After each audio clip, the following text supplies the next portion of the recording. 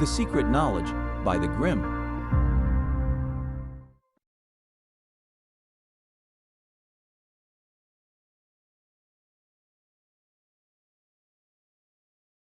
The Way of Initiation, or How to Attain Knowledge of the Higher Worlds, by Rudolf Steiner. 1. The Superphysical World and its Gnosis. In this practical age, and because of the many various claims of the day, it is but natural that people who hear of transcendentalism should at once ask the question, how may we for ourselves know the truth of such statements?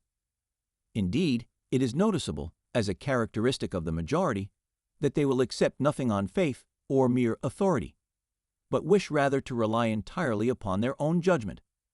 Therefore, when a mystic undertakes to explain something of the superphysical nature of man, and of the destiny of the human soul and spirit before birth and after death, he is at once confronted with that fundamental demand.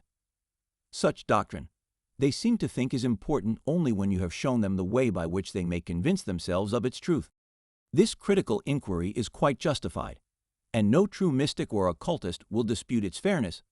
Yet it is unfortunate that with many who make the demand, there exists a feeling of skepticism or antagonism toward the mystic or any attempt on his part to explain anything occult. This feeling becomes especially marked when the mystic intimates how the truths which he has described may be attained. For they say, whatever is true may be demonstrated, therefore prove to us what you assert. They demand that the truth must be something clear and simple, something which an ordinary intellect may comprehend. Surely, they add, this knowledge cannot be the possession of a chosen few, to whom it is given by a special revelation.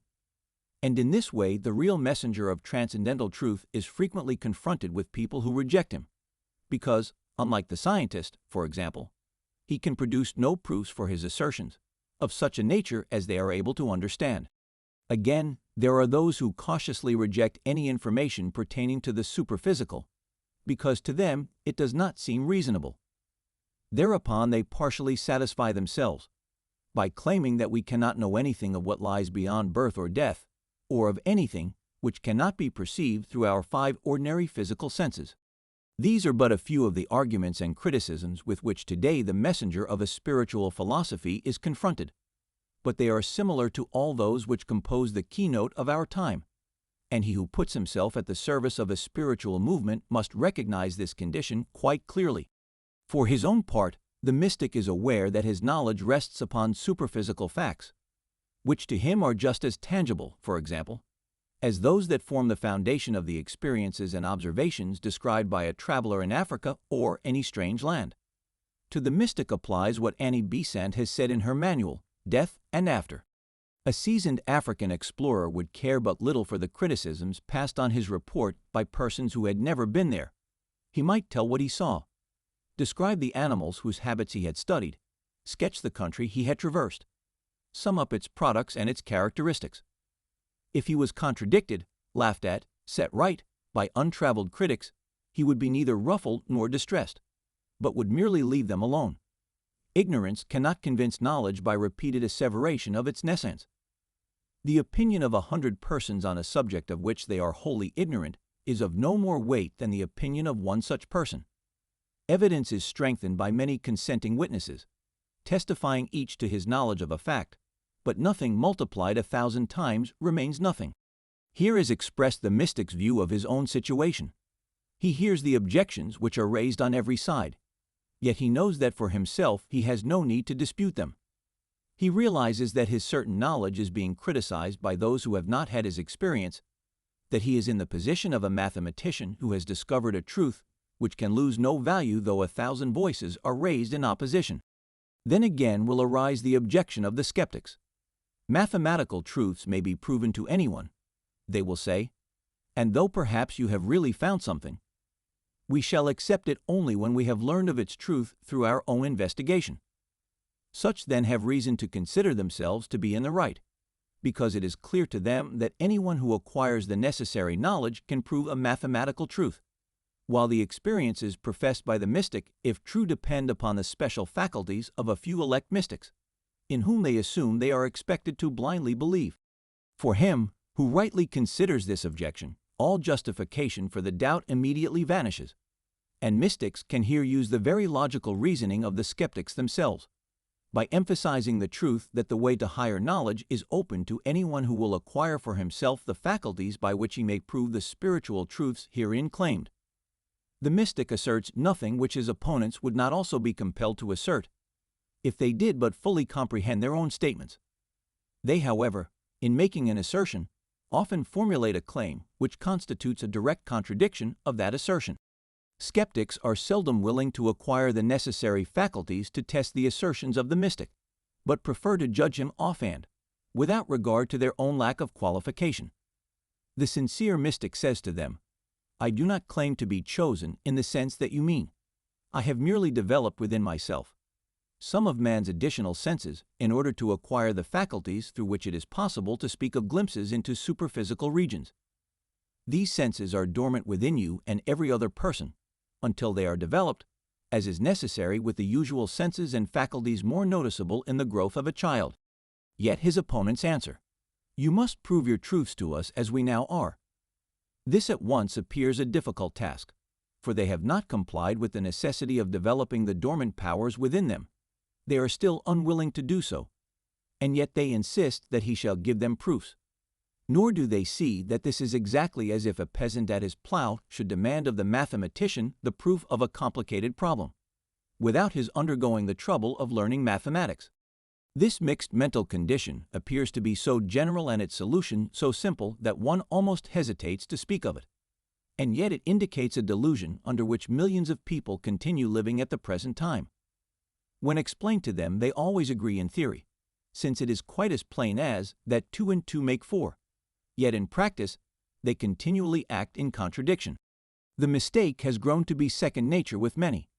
They indulge it without realizing that they do so without desiring to be convinced of its error, just as they set themselves against other laws which they should, and would at all times recognize as embodying a principle of the simplest nature, if they but gave it an unbiased consideration.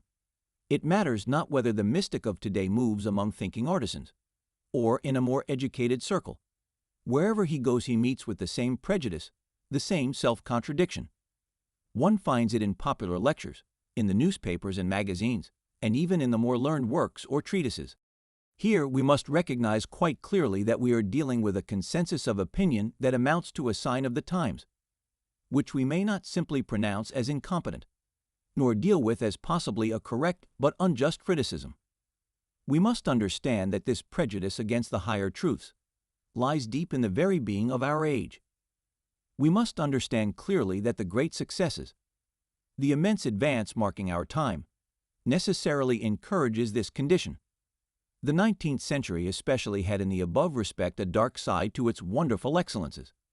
Its greatness rests upon discoveries in the external world, and conquest of natural forces for technical and industrial purposes. These successes could have been attained only by the employment of the mind directed toward material results. The civilization of the present day is the result of the training of our senses, and of that part of our mind which is occupied with the world of sense. Almost every step we take in the busy march of today shows us how much we owe to this kind of training, and it is under the influence of these blessings of civilization that the habits of thought, prevalent among our fellow men, have been developed. They continue to abide by the senses and the mind, because it is by means of these that they have grown great. People were taught to train themselves to admit nothing as true except those things that were presented to them by the senses or the intellect. And nothing is more apt to claim for itself the only valid testimony, the only absolute authority, than the mind or the senses. If a man has acquired by means of them a certain degree of culture, he thenceforth accustoms himself to submit everything to their consideration, everything to their criticism. And again in another sphere, in the domain of social life, we find a similar trait. The man of the 19th century insisted, in the fullest sense of the word, upon the absolute freedom of personality, and repudiated any authority in the social commonwealth. He endeavored to construct the community in such a way that the full independence, the self-chosen vocation of each individual, should, without interference, be assured. In this way, it became habitual for him to consider everything from the standpoint of the average individual. This same individuality is also helpful in the search of knowledge on the spiritual plane. For the higher powers which lie dormant in the soul may be developed by one person in this direction by another in that. One will make more progress, another less. But when they develop those powers and attach value to them, men begin to differentiate themselves. And then one must allow, to the advanced student, more right to speak on the subject, or to act in a certain way, than to another who is less advanced. This is more essential in matters of the higher realm than on the plane of the senses and the mind, where experiences are more nearly the same. It is also noticeable that the present formation of the social commonwealth has helped to bring about a revolt against the higher powers of man. According to the mystic, civilization during the 19th century has moved altogether along physical lines, and people have accustomed themselves to move on the physical plane alone and to feel at home there. The higher powers are developed only on planes higher than the physical, and the knowledge which these faculties bring is, therefore, unknown to the physical man.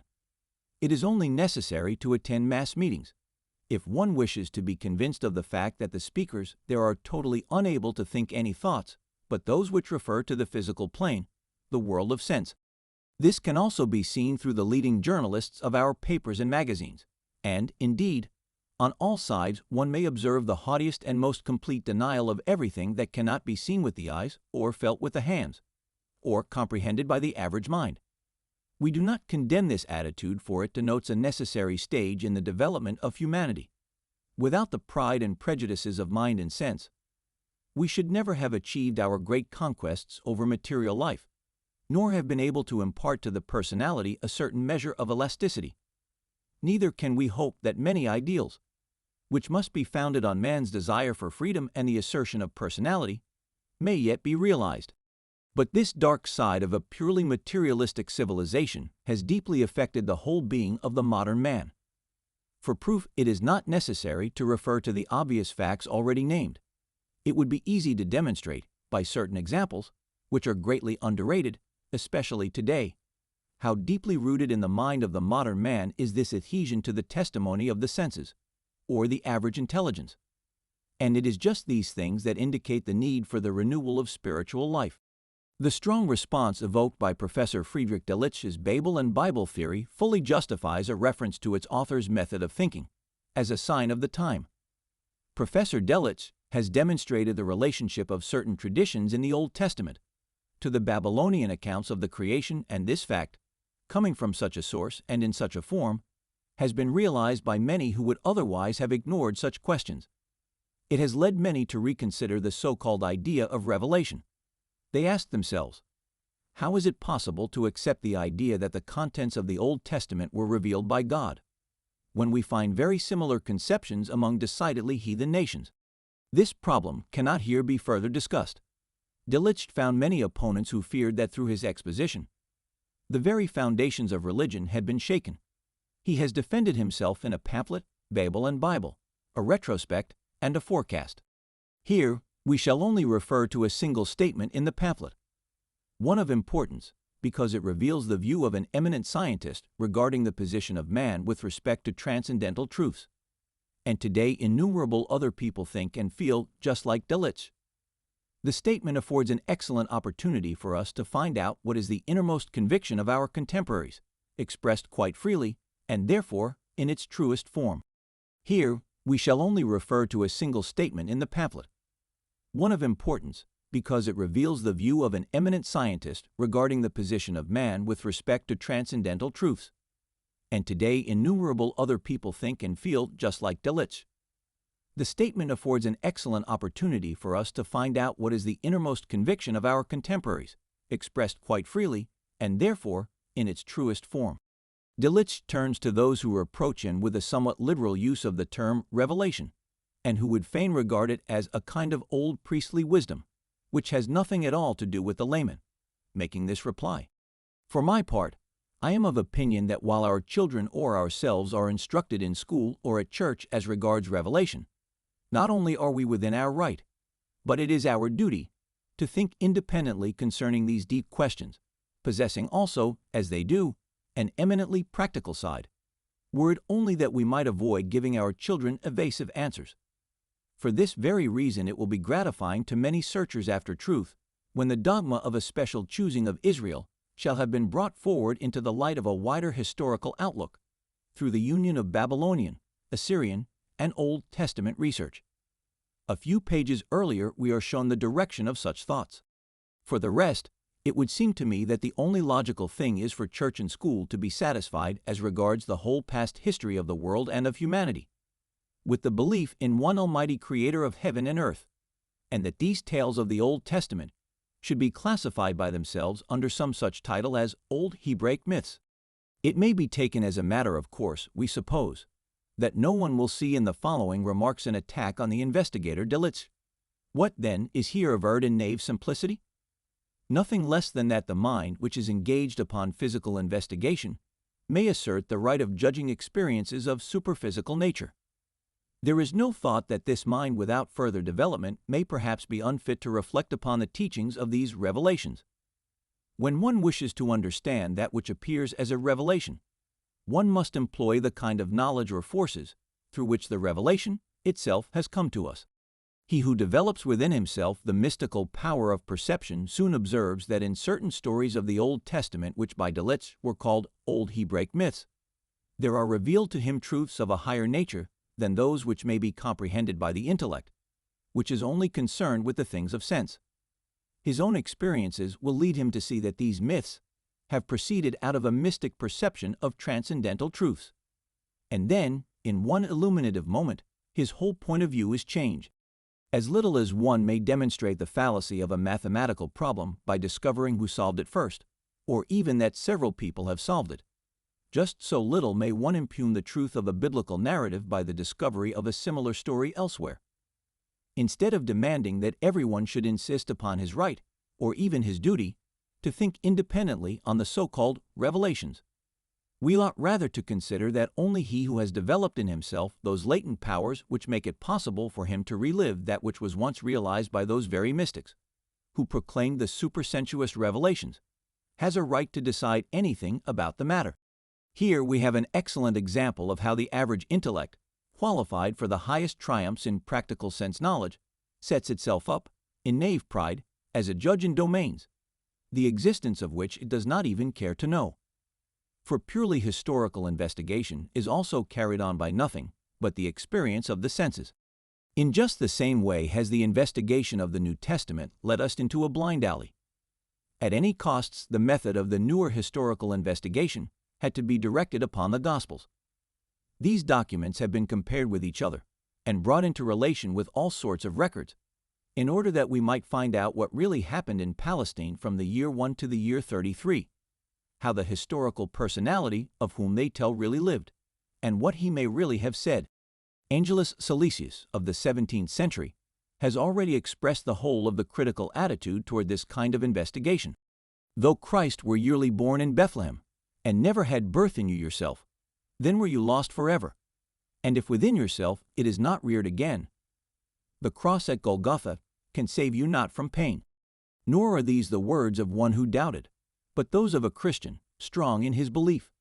And his equally fervent predecessor, Meister Eckhart, said in the 13th century, "There are some who desire to see God with their eyes, as they look at a cow, and just as they love a cow, so they desire to love God.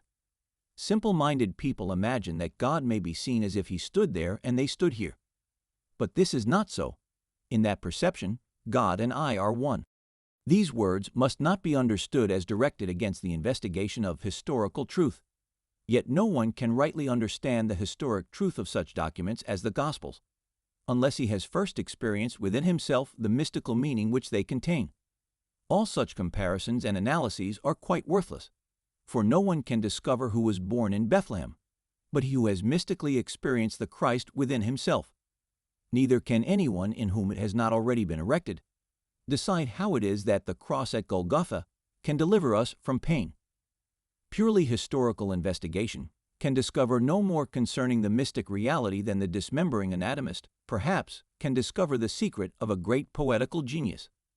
See my book, Das Christentum als mystische Tatsache, Berlin, C. A. Schwitsch und Sohn, 1902, or its French translation, mentioned on page 1. He who can see clearly in these matters is aware how deeply rooted, at the present time, is the pride of the intellect, which only concerns itself with the facts of sense. It says, "I do not wish to develop faculties in order that I may reach the higher truths. I wish to form my decisions concerning them with the powers that I now possess." In a well-meant pamphlet, which is written, however, entirely in that spirit of the age which we have already indicated, What Do We Know About Jesus? By A. Kauthoff, Berlin, 1904, we read as follows: Christ, who symbolizes the life of the community, may be discerned within himself by the man of today. Out of his own soul, the man of today can create Christ just as well as the author of a gospel created him. As a man, he may put himself in the same position as the gospel writers, because he can reinstate himself into the same soul processes, can himself speak or write gospel. These words might be true, but they may also be entirely erroneous. They are true when understood in the sense of Angelus Silesius or of Meister Eckhart. That is when they refer to the development of powers dormant in every human soul, which, from some such idea, endeavors to experience within itself the Christ of the Gospels. They are altogether wrong, if a more or less shallow ideal of the Christ is thus created out of the spirit of an age that acknowledges the truth of no perceptions other than those of the senses. The life of the Spirit can be understood only when we do not presume to criticize it with the lower mind, but rather when we develop it reverently within ourselves. No one can hope to learn anything of the higher truths if he demands that they shall be lowered to the average understanding. This statement provokes the question: why then do you mystics proclaim these truths to people who, you declare, cannot as yet understand them? Why should there be movements in the furtherance of certain teachings, when the powers which render men able to conceive of these teachings are still undeveloped? It is the task of this book to elucidate this apparent contradiction. It will show that the spiritual currents of our day originate from a different source, in a different manner, from the science which relies entirely on the lower intellect. Yet, in spite of this, these spiritual currents are not to be considered as less scientific than the science which is based upon physical facts alone. Rather do they extend the field of scientific investigation into the superphysical. We must close this chapter with one more question, which is likely to arise. How may one attain to superphysical truths, and of what help are spiritual movements towards this attainment? 2. How to attain knowledge of the higher worlds. In every man there are latent faculties by means of which he may acquire for himself knowledge of the higher worlds. The mystic, master, theosophist, or Gnostic speaks of a soul world and a spirit world, which are, for him, just as real as the world which we see with our physical eyes, or touch with our physical hands. And those who wish to develop the spiritual senses, which unfold psychic knowledge, should understand that safe advice can be given only by those who have already developed such power within themselves. As long as the human race has existed, there have been lodges and schools in which those who possessed these higher faculties have given instruction to those who were in search of them. Such are called occult schools, and the instruction which is imparted therein is called esoteric science or occult teaching. This designation sometimes leads to misunderstanding. He who hears it may be very easily misled into the belief that those who work in these schools desire to represent a special, privileged class, which arbitrarily withholds its knowledge from its fellow creatures. Indeed, he may even think that perhaps there is nothing really important behind such knowledge, for he is tempted to think that, if it were a true knowledge, there would be no need of making the secret of it. One might then communicate it publicly to the advantage of all men. Those who have been initiated into occult knowledge are not in the least surprised that the uninitiated should so think. Only he who has to a certain degree experienced this initiation into the higher knowledge of being can understand the secret of that initiation. But it may be asked, how then shall the uninitiated, considering the circumstances, develop any interest at all in this so-called mystic knowledge? How and why ought they to search for something of the nature of which they can form no idea? Such a question is based upon an entirely erroneous conception of the real nature of occult knowledge. There is, in truth, no fundamental difference between occult knowledge and all the rest of man's knowledge and capacity. This mystic knowledge is no more a secret for the average man than writing is a secret to him who has never learned to read. And just as everyone who chooses the correct method may learn to write, so too can everyone who searches after the right way become a disciple, and even a teacher. In only one respect are the conditions here different from those that apply to external thought activities. The possibility of acquiring the art of writing may be withheld from someone through poverty, or through the state of civilization into which he has been born. But for the attainment of knowledge in the higher worlds, there is no obstacle for him who sincerely searches for it. Many believe that it is necessary to find, here or there, the masters of the higher knowledge, in order to receive enlightenment from them. In the first place, he who strives earnestly after the higher knowledge need not be afraid of any difficulty or obstacle in his search for an initiate who shall be able to lead him into the profounder secrets of the world. Everyone, on the contrary, may be certain that an initiate will find him, under any circumstances, if there is in him an earnest and worthy endeavor to attain this knowledge. For it is a strict law with all initiates to withhold from no man the knowledge that is due him. But there is an equally strict law which insists that no one shall receive any occult knowledge until he is worthy and well prepared. And the more strictly he observes these two laws, the more perfect is an initiate. The order which embraces all initiates is surrounded, as it were, by a wall, and the two laws here mentioned form two strong principles by which the constituents of this wall are held together. You may live in close friendship with an initiate, yet this wall will separate him from you just as long as you have not become an initiate yourself. You may enjoy in the fullest sense the heart, the love of an initiate, yet he will only impart to you his secret when you yourself are ready for it. You may flatter him. You may torture him. Nothing will induce him to divulge to you anything which he knows ought not be disclosed, inasmuch as you, at the present stage of your evolution, do not understand rightly how to receive the secret into your soul. The ways which prepare a man for the reception of such a secret are clearly prescribed. They are indicated by the unfading, everlasting letters within the temples where the initiates guard the higher secrets. In ancient times, anterior to history, these temples were outwardly visible. Today, because our lives have become so unspiritual, they are mostly quite invisible to external sight. Yet they are present everywhere, and all who seek may find them. Only within his soul may a man discover the means which will open for him the lips of the initiate.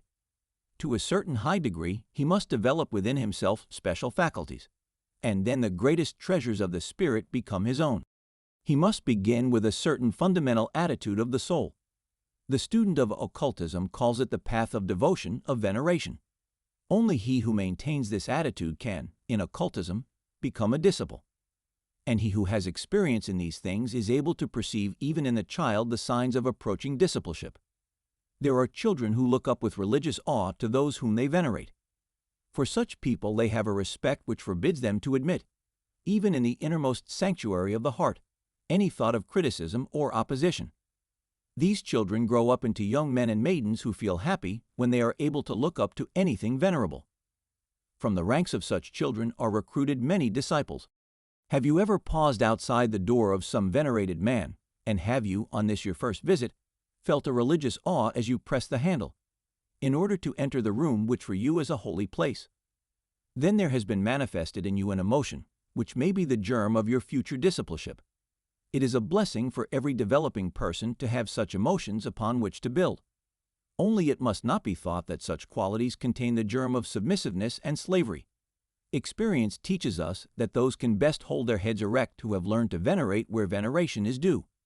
And veneration is always in its own place when it rises from the depths of the heart. If we do not develop within ourselves this deeply rooted feeling that there is something higher than ourselves, we shall never find enough strength to evolve to something higher. The initiate has only acquired the power of lifting his intellect to the heights of knowledge by guiding his heart into the depths of veneration and devotion. The heights of the spirit can only be reached by passing through the portals of humility. Man can certainly have the right to gaze upon the reality, but he must first earn this right. You can only acquire right knowledge when you are ready to esteem it. There are laws in the spiritual life, as in the physical life. Rub a glass rod with an appropriate material and it will become electric. That is to say, it will acquire the power of attracting small bodies. This exemplifies natural law. Similarly, if one is acquainted with the first principles of occultism, one knows that every feeling of true devotion aids in developing qualities, which sooner or later lead to the path of knowledge. He who possesses within himself this feeling of devotion, or who is fortunate enough to receive it from his education, brings a great deal along with him when, later in life, he seeks an entrance to the higher knowledge. But he who has had no such preparation will find himself confronted with difficulties, even upon the first step of the path of knowledge, unless he undertakes, by rigorous self-education, to create the devotional mood within himself. In our time, it is especially important that full attention be given to this point. Our civilization tends much more toward criticism, the giving of judgments, and so forth, than toward devotion and a selfless veneration.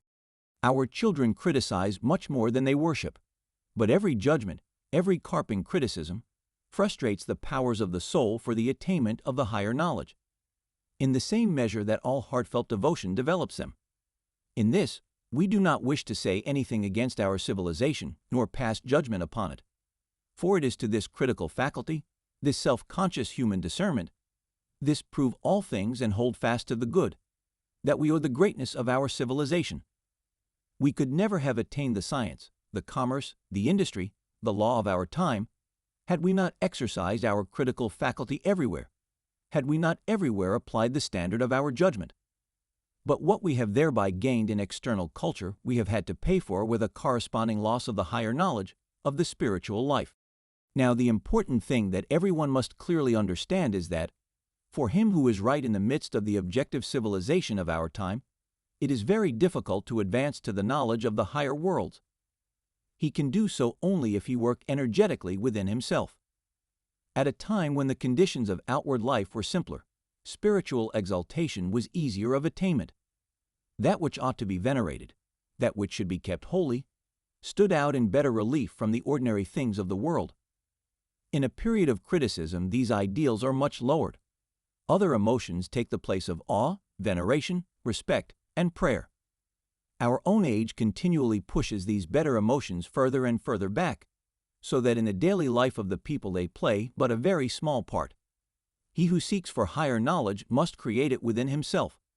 He himself must instill it into his soul. It cannot be done by study. It can only be done through living. He who wishes to become a disciple must therefore assiduously cultivate the devotional mood. Everywhere in his environment, he must look for that which demands of him admiration and homage. Whenever his duties or circumstances permit, he should try to abstain entirely from all criticism or judgment. If I meet a brother and blame him for his weakness, I rob myself of power to win the higher knowledge.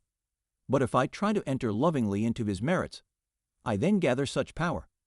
The disciple should seek to benefit both himself and others. Experienced occultists are aware how much they owe to the continual searching for the good in all things, and the withholding of all harsh criticism. This must be not only an external rule of life, but it must take possession of the innermost part of our souls.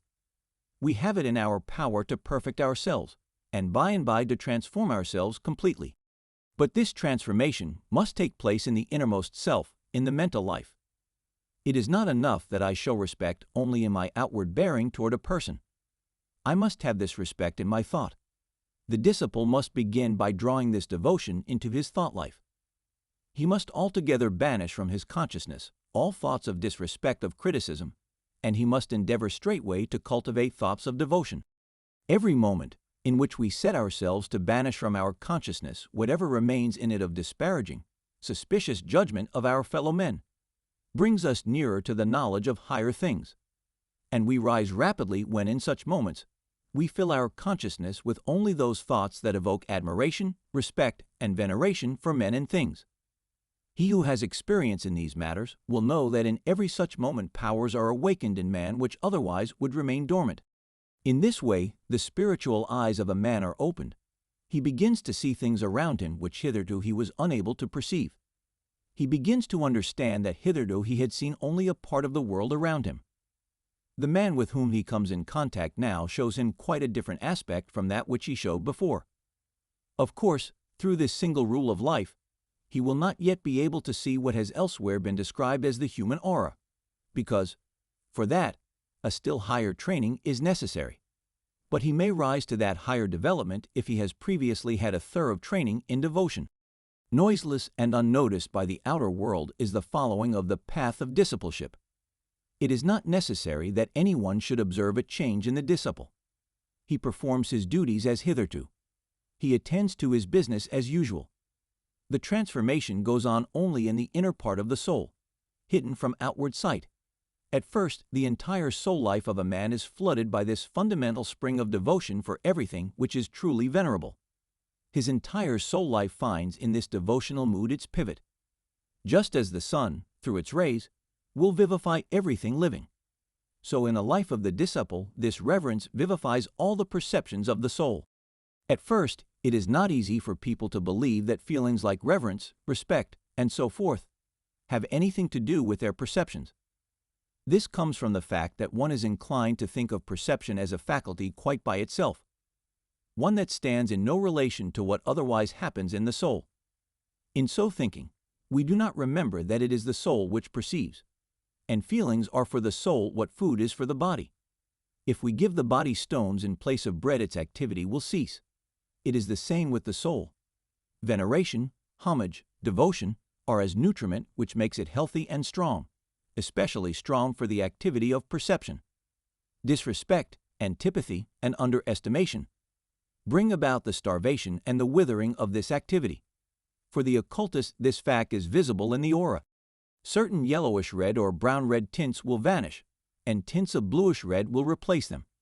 And then the organ of perception opens. It receives information of facts in its environment of which it hitherto had no knowledge. Reverence awakens a sympathetic power in the soul, and through this we attract similar qualities in the beings which surround us, that would otherwise remain hidden. More effective still is that power which can be obtained by devotion when another feeling is added. One learns to give up oneself less and less to the impressions of the outer world, and to develop in its place a vivid inward life. He who darts from one impression of the outer world to another, who constantly seeks dissipations, cannot find the way to occultism. Neither should the disciple blunt himself to the outer world, but let his rich inner life point out the direction in which he ought to lend himself to its impressions. When passing through a beautiful mountain district, the man with depth of soul and richness of emotion has different experiences from the man with few emotions. Only what we experience within ourselves reveals the beauties of the outer world. One man sails across the ocean, and only a few inward experiences pass through his soul. But another will then hear the eternal language of the world spirit, and for him are unveiled the mysteries of creation. One must have learned to control one's own feelings and ideas if one wishes to develop any intimate relationship with the outer world. Every phenomenon in that outer world is full of divine splendor, but one must have felt the divine within oneself before one may hope to discover it without. The disciple is told to set apart certain moments of his daily life during which to withdraw into himself, quietly and alone. At such times he ought not to occupy himself with his own personal affairs, for this would bring about the contrary of that at which he is aiming. During these moments, he ought rather to listen in complete silence to the echoes of what he has experienced, of what the outward world has told him. Then in these periods of quiet, every flower, every animal, every action will unveil to him secrets undreamed of, and thus will he prepare himself to receive new impressions of the external world, as if he viewed it with different eyes. For he who merely desires to enjoy impression after impression only stultifies the perceptive faculty, while he who lets the enjoyment afterwards reveal something to him, thus enlarges and educates it. He must be careful not merely to let the enjoyment reverberate, as it were, but, renouncing any further emotions of joy, begin to work upon his pleasurable experiences with an inward activity. The danger at this point is very great. Instead of working within oneself, it is easy to fall into the opposite habit of afterward trying to completely exhaust the enjoyment. Let us not undervalue the unforeseen sources of error which here confront the disciple. He must of necessity pass through a host of temptations, each of which tends only to harden his ego and to imprison it within itself. He ought to open it wide for the whole world. It is necessary that he should seek enjoyment, for in this way only can the outward world get at him. And if he blunts himself to enjoyment, he becomes as a plant which cannot longer draw nourishment from its environment. Yet if he stops at the enjoyment, he is then shut up within himself, and will only be something to himself and nothing to the world. However much he may live within himself, however intensely he may cultivate his ego, the world will exclude him. He is dead to the world. The disciple considers enjoyment only as a means of ennobling himself for the world. Pleasure to him is as a scout who informs him concerning the world, and after having been taught by pleasure, he passes on to work. He does not learn in order that he may accumulate wisdom as his own treasure, but in order that he may put his learning at the service of the world. In all forms of occultism, there is a fundamental principle which must not be transgressed, if any goal at all is to be reached.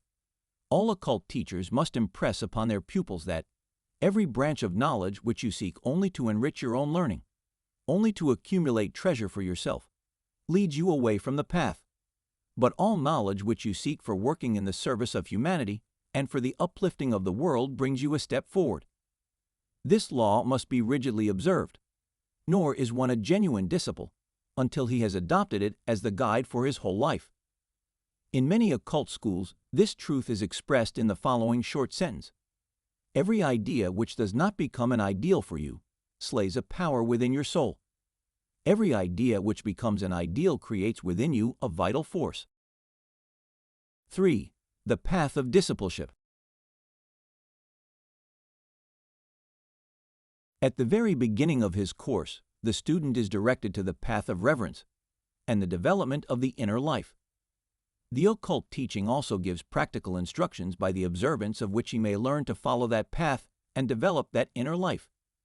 These practical directions have no arbitrary basis. They rest on ancient experience and ancient wisdom, and wheresoever the ways to higher knowledge are marked out, they are of the same nature. All genuine teachers of occultism agree as to the essential character of these rules, although they do not always express them in the same words. This difference of expression is of a minor character, more seeming than real, and is due to circumstances which need not be mentioned here. No teacher wishes, by means of such rules, to establish an ascendancy over other persons. He would not tamper with individual independence. Indeed, no one respects and cherishes human individuality more than the teachers of occultism. It was said, in the first part of this book, that the order which embraces all initiates was surrounded by a wall, and that two laws formed the principles by which it was upheld. Whenever the initiate leaves this enclosure and steps forth into the world, he must submit to a third inviolable law. It is this: keep watch over each of your actions and each of your words, in order that you may not hinder the free will of any human being. Those who recognize that genuine occult teachers are thoroughly permeated with this principle will understand that they can add to their independence by the practical directions which they are advised to follow. One of the first of these rules may be thus expressed in our language: provide for yourself moments of inward calm, and in these moments learn to distinguish between the real and the unreal.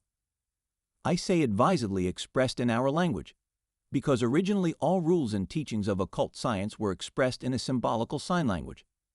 Those who desire to master its whole scope and meaning must first obtain permission to learn this symbolical language, and before such permission may be obtained, it is necessary to have taken the first steps in occult knowledge. This may be achieved by the careful observance of such rules as are here given. The path is open to all who earnestly will to enter it. Simple, in truth and easy to follow, is the rule concerning moments of inner calm. But it leads to the goal only when the pursuit is as earnest and strict as the way is simple. It will, therefore, be stated here, without further preamble, the method in which this rule should be observed. The student must mark off a small part of his daily life in which to occupy himself with something quite different from the avocations of his ordinary life, and the way in which he occupies himself at such a time must also differ from the way in which he performs the rest of his duties. But this does not mean that what he does in the time thus set apart has no connection with his daily work. On the contrary, the man who seeks such moments in the right way will soon find that it is just this which gives him full power to do his daily task. Nor must it be supposed that the observance of this rule really deprives anyone of time needed for the performance of his duties. If any person really has no more time at his disposal, 5 minutes a day will suffice. The real point is the manner in which these 5 minutes are spent. At these periods, a man should raise himself completely above his workaday life. His thoughts and feelings must take on a different coloring. His joys and sorrows, his cares, experiences, and actions must pass in review before his soul, and he must cultivate a frame of mind which enables him to regard all his other experiences from a higher point of view. We need only bear in mind how different is the point of view from which in ordinary life we regard the experiences and actions of another, and that from which we judge our own. This is inevitable, for we are interwoven with our own actions and experiences, while we only contemplate those of another. Our aim in moments of retirement must be to contemplate and judge our own experiences and actions, as though it were not ourselves but some other person to whom they applied. Suppose, for example, that a certain misfortune has befallen someone. What a different attitude that person takes towards it as compared with an identical misfortune that has befallen his neighbor. No one can blame this attitude as unjustifiable. It is a part of human nature, and just as it is in exceptional circumstances, so it is also in the daily affairs of life. The student must endeavor to attain the power of regarding himself at certain times as he would regard a stranger. He must contemplate himself with the inward calm of the critic. When this is attained, our own experiences present themselves in a new light. As long as we are interwoven with them and are, as it were, within them, we are as closely connected with the unreal as with the real. When we attain to a calm survey, the real is separated from the unreal. Sorrow and joy, every thought, every resolve, appear changed when we contemplate ourselves in this way. It is as though we had spent the whole day in a place where we saw the smallest objects at the same range of vision as the largest ones, and in the evening climbed a neighboring hill and surveyed the whole scene at once. Then the parts of the place take on proportions different from those they bore when seen from within. The value of such calm inward contemplation depends less on the actual thing we contemplate than on the power which such inward calm develops in us. For in every human being there is, besides what we call the workaday man, a higher being. This higher being remains concealed until it is awakened, and each of us can only awaken it for himself. But as long as this higher being is not awakened, the higher faculties that might lead to supersensual knowledge must lie dormant or remain hidden in every man. This power which leads to inward calm is a magic force that sets free certain higher faculties. Until a seeker feels this magic force within him, he must continue to follow strictly and earnestly the rules given. To every man who thus perseveres, the day will come when a spiritual light is revealed to him, and a whole new world, whose existence was hitherto unsuspected, is discerned by an eye within him. Because he begins to follow this rule, there is no need for any outward change in the life of the student. He performs his duties as before, and at first he endures the same sorrows and experiences the same joys as of old. In no way does it estrange him from life, rather is he enabled to devote himself to it the more completely, because in the moments set apart he has a higher life of his own. Gradually, this higher life will make its influence felt on the ordinary life. The calm of the moments set apart will influence his ordinary existence as well. The whole man will grow calmer, will attain serenity in all his actions, and will cease to be perturbed by all manner of incidents. Gradually, a student who thus advances will guide himself more and more, and be less governed by circumstances and external influences. Such a man will soon discover how great a source of strength lies for him in these periods of contemplation. He will cease to be annoyed by things that formerly worried him, and countless matters that once filled him with fear will now cease to alarm him. He acquires a new outlook on life. Formerly he may have taken up this or that task with a sense of timidity. He would say, "I lack the power to do this as well as I could wish." Now he no longer admits such a thought but, instead, forms one quite different. He says to himself, "I will summon all my strength in order to do my work as well as I possibly can." And he suppresses the thought which encourages timidity, for he knows that this very timidity might spoil his undertaking, and that in any event it can contribute nothing to the improvement of his labor. And thus, one thought after another, each fraught with advantage to his whole life, begins to penetrate the student's outlook. They take the place of those which gave a hampering and weakening effect. He begins to steer his own ship on a firm, secure course among the waves of life, which formerly tossed it helplessly to and from. And this calm and serenity react on the whole being. They assist the growth of the inner man, and of those inner faculties which lead to higher knowledge. For it is by his progress in this direction that the student gradually attains to a state in which he himself determines the manner in which the impressions of the external world shall affect him. Thus, he may hear a word, spoken with the object of wounding or vexing him. Before he began his occult studies, it would indeed have been painful or irritating. But now that he is in the path of discipleship, he is able to take from it the sting or the power to hurt, even before it enters his consciousness. Take another example. We naturally grow impatient when we are kept waiting, but the student is so permeated, in his moments of calm, with the realization of the uselessness of impatience, that this calmness is present with him on every occasion. The impatience which would naturally overcome him vanishes, and an interval which would otherwise have been wasted in the expression of impatience may be utilized by making some profitable observation during the period of waiting. Now we must realize the significance of these facts.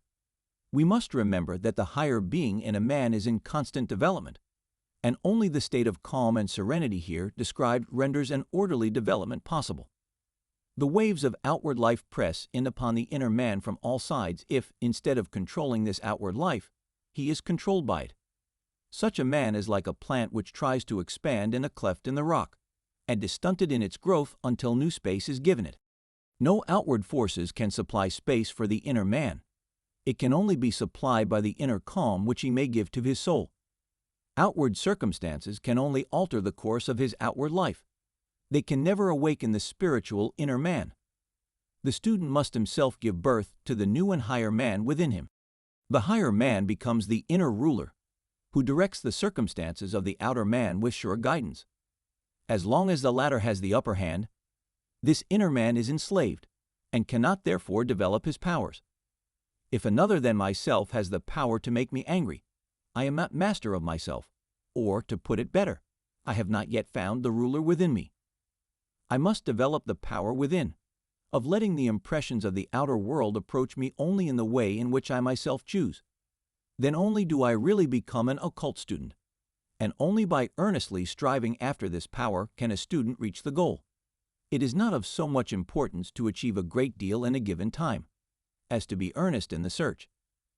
Many have striven for years without noticing any marked advance, but many of those who did not despair, and struggled on undaunted, have sometimes quite suddenly achieved the inner victory.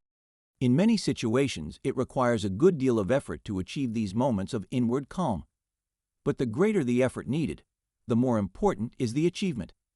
In esoteric studies, everything depends on the energy, inward truthfulness, and uncompromising sincerity with which we contemplate ourselves and our actions from the standpoint of complete strangers.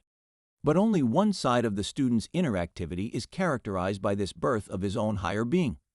Something else in addition is needed. Even if a man regards himself as a stranger, it is only himself that he contemplates. He looks at those experiences and actions with which he is connected through his particular mode of life, while it is necessary for him to rise above this, and attain to a purely human point of view, to be no longer connected with his own individual circumstances. He must pass on to the contemplation of those things which concern him as a human being, even though he dwell in a different condition and different circumstances. In this way, something is brought to birth within him which rises beyond the personal point of view. Thus his gaze is directed to higher worlds than those he knows in everyday life, and then he begins to feel and realize that he belongs to these higher worlds about which his senses and his daily occupations can tell him nothing. In this way, he shifts the central point of his being to the inner part of his nature. He listens to the voices within him which speak to him in his moments of calm, and inwardly he cultivates an intercourse with the spiritual world, which removes him from the everyday world, whose voices he no longer hears. Around him there is silence. He puts away from him all his external surroundings, and everything which even reminds him of such external impressions. His entire soul is filled with calm, inward contemplation and converse with the purely spiritual world. This calm contemplation must become a necessity to the student. He is plunged completely into a world of thought and must develop an earnest desire for calm thinking. He must learn to love the inpouring of the Spirit. Then he will learn to regard this thought world and its thought forms as more real than the everyday things which surround him, and he begins to deal with thoughts as with things existing in space.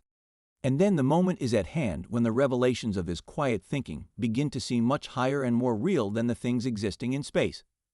He discovers that this thought world is an expression of life, and realizes that thoughts are not mere phantoms, but that through them, beings who were hidden before now speak to him. He begins to hear voices through the silence. Formerly his ear was the only organ of hearing. Now he can listen with his soul. An inner language and an inner voice are revealed to him. It is a moment of supremest ecstasy to the student when this experience first comes to him.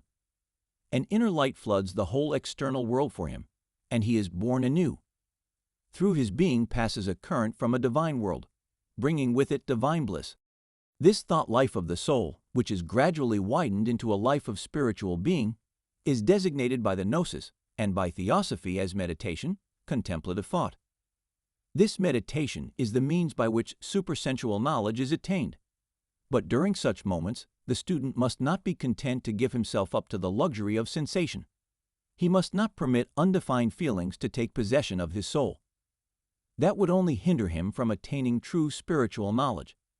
His thoughts must be clearly and sharply defined, and he will be helped in this by not allowing himself to be carried away blindly by the thoughts that spring up within him. Rather must he permeate his mind with the lofty ideas which originated with advanced students to whom inspiration has already come. Let him first of all study the wisdom which originated in such moments of meditation. The student will find such in the mystical, Gnostic, and theosophical literature of our time, and will there gain the material for his meditation. Wise men have inscribed in these books the thoughts of divine science, or have proclaimed them to the world through their agents. Such meditation produces a complete transformation in the student. He begins to form entirely new conceptions of reality. All things acquire fresh values in his eyes, and it cannot be declared too often that this transformation does not estrange him from the world nor keep him from his daily round of duties. For he begins to realize that his most insignificant actions or experiences are in close connection with the great cosmic beings and events. When once this connection is revealed to him in his moments of contemplation, he is endowed with fresher and fuller power for his daily duties. For then he knows that his labor and his suffering are given and endured for the sake of a great spiritual cosmic whole. Thus, instead of weariness, his meditation gives him strength to live. With firm step the student advances in life. No matter what it may bring him, he goes forward erect. In the past he knew not why he worked and suffered, but now he knows. It is obvious that such meditation is more likely to lead to the goal, if conducted under the direction of experienced persons, who know actually how everything may best be done. We should, therefore, seek the advice and direction of such experienced guides. They are called gurus in certain schools of thought. What would otherwise be mere uncertain groping is transformed by such direction into work that is sure of its goal. Those who apply to the teachers having such knowledge and experience will never apply in vain. They must, however, be quite sure that it is the advice of a friend they desire, not the domination of a would-be ruler. Those who really know are always the most modest of men, and nothing is further from their nature than what is called a passion for power. Those who, by means of meditation, rise to that which unites man with spirit, are bringing to life within them the eternal element which is not limited by birth nor death. Only those who have had no experience for themselves can doubt the existence of this eternal element. Thus meditation becomes the way by which man also attains to the recognition and contemplation of his eternal, indestructible, essential being. And only through meditation can one attain to such a view of life. Gnosis and Theosophy tell of the eternal nature of this essential being, and of its reincarnation. The question is often asked, why does a man know nothing of those experiences, which lie beyond the borders of birth and death? Not thus should we ask, but rather, how may we attain to such knowledge? The entrance to the path is opened by right meditation. This alone can revive the memory of events that lie beyond the borders of birth and death. Everyone can attain to this knowledge. In each of us is the faculty of recognizing and contemplating for ourselves the truths of mysticism, Theosophy, and Gnosis. But the right means must be chosen. Only a being with ears and eyes can perceive tones and colors, nor can the eye perceive without the light by which things are made visible. Occult science gives the means of developing the spiritual ears and eyes, and kindling the spiritual light. There are, according to esoteric teachers, 3 steps by which the goal may be attained. 1. Probation. This develops the spiritual senses. 2. Enlightenment. This kindles the spiritual light. 3. Initiation. This establishes intercourse with the higher spiritual beings. The following teachings proceed from a secret tradition, but precise information concerning its nature and its name cannot be given at present. They refer to the 3 steps which, in the school of this tradition, lead to a certain degree of initiation. But here we shall find only so much of this tradition as may be openly declared. These teachings are extracted from a much deeper and more secret doctrine. In the occult schools themselves, a definite course of instruction is followed, and in addition to this, there are certain practices which enable the souls of men to attain a conscious intercourse with the spiritual world. These practices bear about the same relation to what will be imparted in the following pages, as the teaching which is given in a well-disciplined school bears to the instruction that may be received occasionally during a walk. And yet the ardent and persevering search for what is here hinted at will lead to the way by which one obtains access to a genuine occult school. But of course, an impatient perusal, devoid of sincerity and perseverance, can lead to nothing at all. He who believes himself to be ready for more must apply to an occult teacher. The study of these things can only be successful if the student will observe what has already been written in previous chapters. The stages which the above-mentioned tradition specifies are the following 3. Probation, Enlightenment, Initiation. It is not altogether necessary that these 3 stages should be so taken that one must have quite completed the first before beginning the second, nor this in its turn before commencing the third. With respect to certain things, one can partake of enlightenment, and even of initiation, while with others one is still in the probationary stage.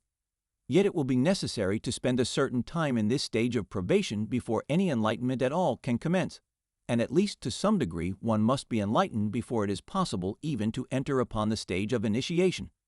In giving an account of them, however, it is necessary, for the sake of clearness, that the 3 stages follow, one after another. 4. Probation.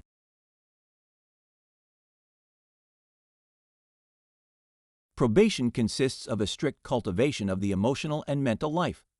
Through this cultivation, the spiritual body becomes equipped with new instruments of perception and new organs of activity, just as, out of indeterminate living matter, the natural forces have fitted the physical body with the various organs so well known to the physical senses. The beginning of this cultivation is made by directing the attention of the soul to certain events in the world that surrounds us. Such events are the germinating, expanding, and flourishing of life in its myriad forms on the one hand, and on the other, the fading, decaying, and passing out of life from all things so far as perceptible to the ordinary senses. Wherever we turn our eyes, we can observe these things happening simultaneously, and everywhere they naturally evoke in men thoughts and feelings. But under ordinary circumstances, a man fails to grasp the importance of these sensations. He hurries on too quickly from impression to impression. What is necessary, therefore, is that he should fix his attention intently and quite consciously upon these phenomena. Wherever he observes expansion and flourishing of a certain kind, he must banish everything else from his soul, and entirely surrender himself for a short time to this one impression. He will soon convince himself that a sensation which heretofore in a similar case would have merely flitted through his soul, is now so magnified that it becomes of a powerful and energetic nature. He should at once allow this thought form to reverberate throughout his whole being, yet quietly within himself, and to do so he must become inwardly quite still. He should draw himself away from the outward world, and follow only that which his soul tells him. Yet it must not be thought that we can make much progress if we blunt our senses to the world. For one must first contemplate these objects as keenly and precisely as possible, and then give up to the sensations that result and the thoughts that arise within the soul. What is most important is that one should direct the attention, with perfect inner balance, upon both of these phenomena. If one obtains the necessary quiet and surrenders himself to that which arises in the soul, he will, in due time, experience many wonderful thoughts and feelings, unknown to him before. Indeed, the more one fixes the attention in such a way, alternately upon something growing, expanding, and flourishing, and upon something else that is fading and decaying, the more vivid will these feelings become. And just as natural forces evolve the physical eyes and ears of the physical body out of living matter, so will the organs of clairvoyance evolve themselves from the spiritual feelings which are thus evoked. A definite thought form unites itself with the germinating and expanding object, and another, equally definite, with that which is fading and decaying. But this will only take place if the cultivation of these feelings be striven for in the way described. It is possible to describe only approximately what these feelings are like. Indeed, everyone must arrive at his own conception of them as he passes through these inward experiences. He who as frequently fixes his attention on the phenomena of germinating, expanding, and flourishing will feel something remotely allied to the sensation caused by witnessing a sunrise.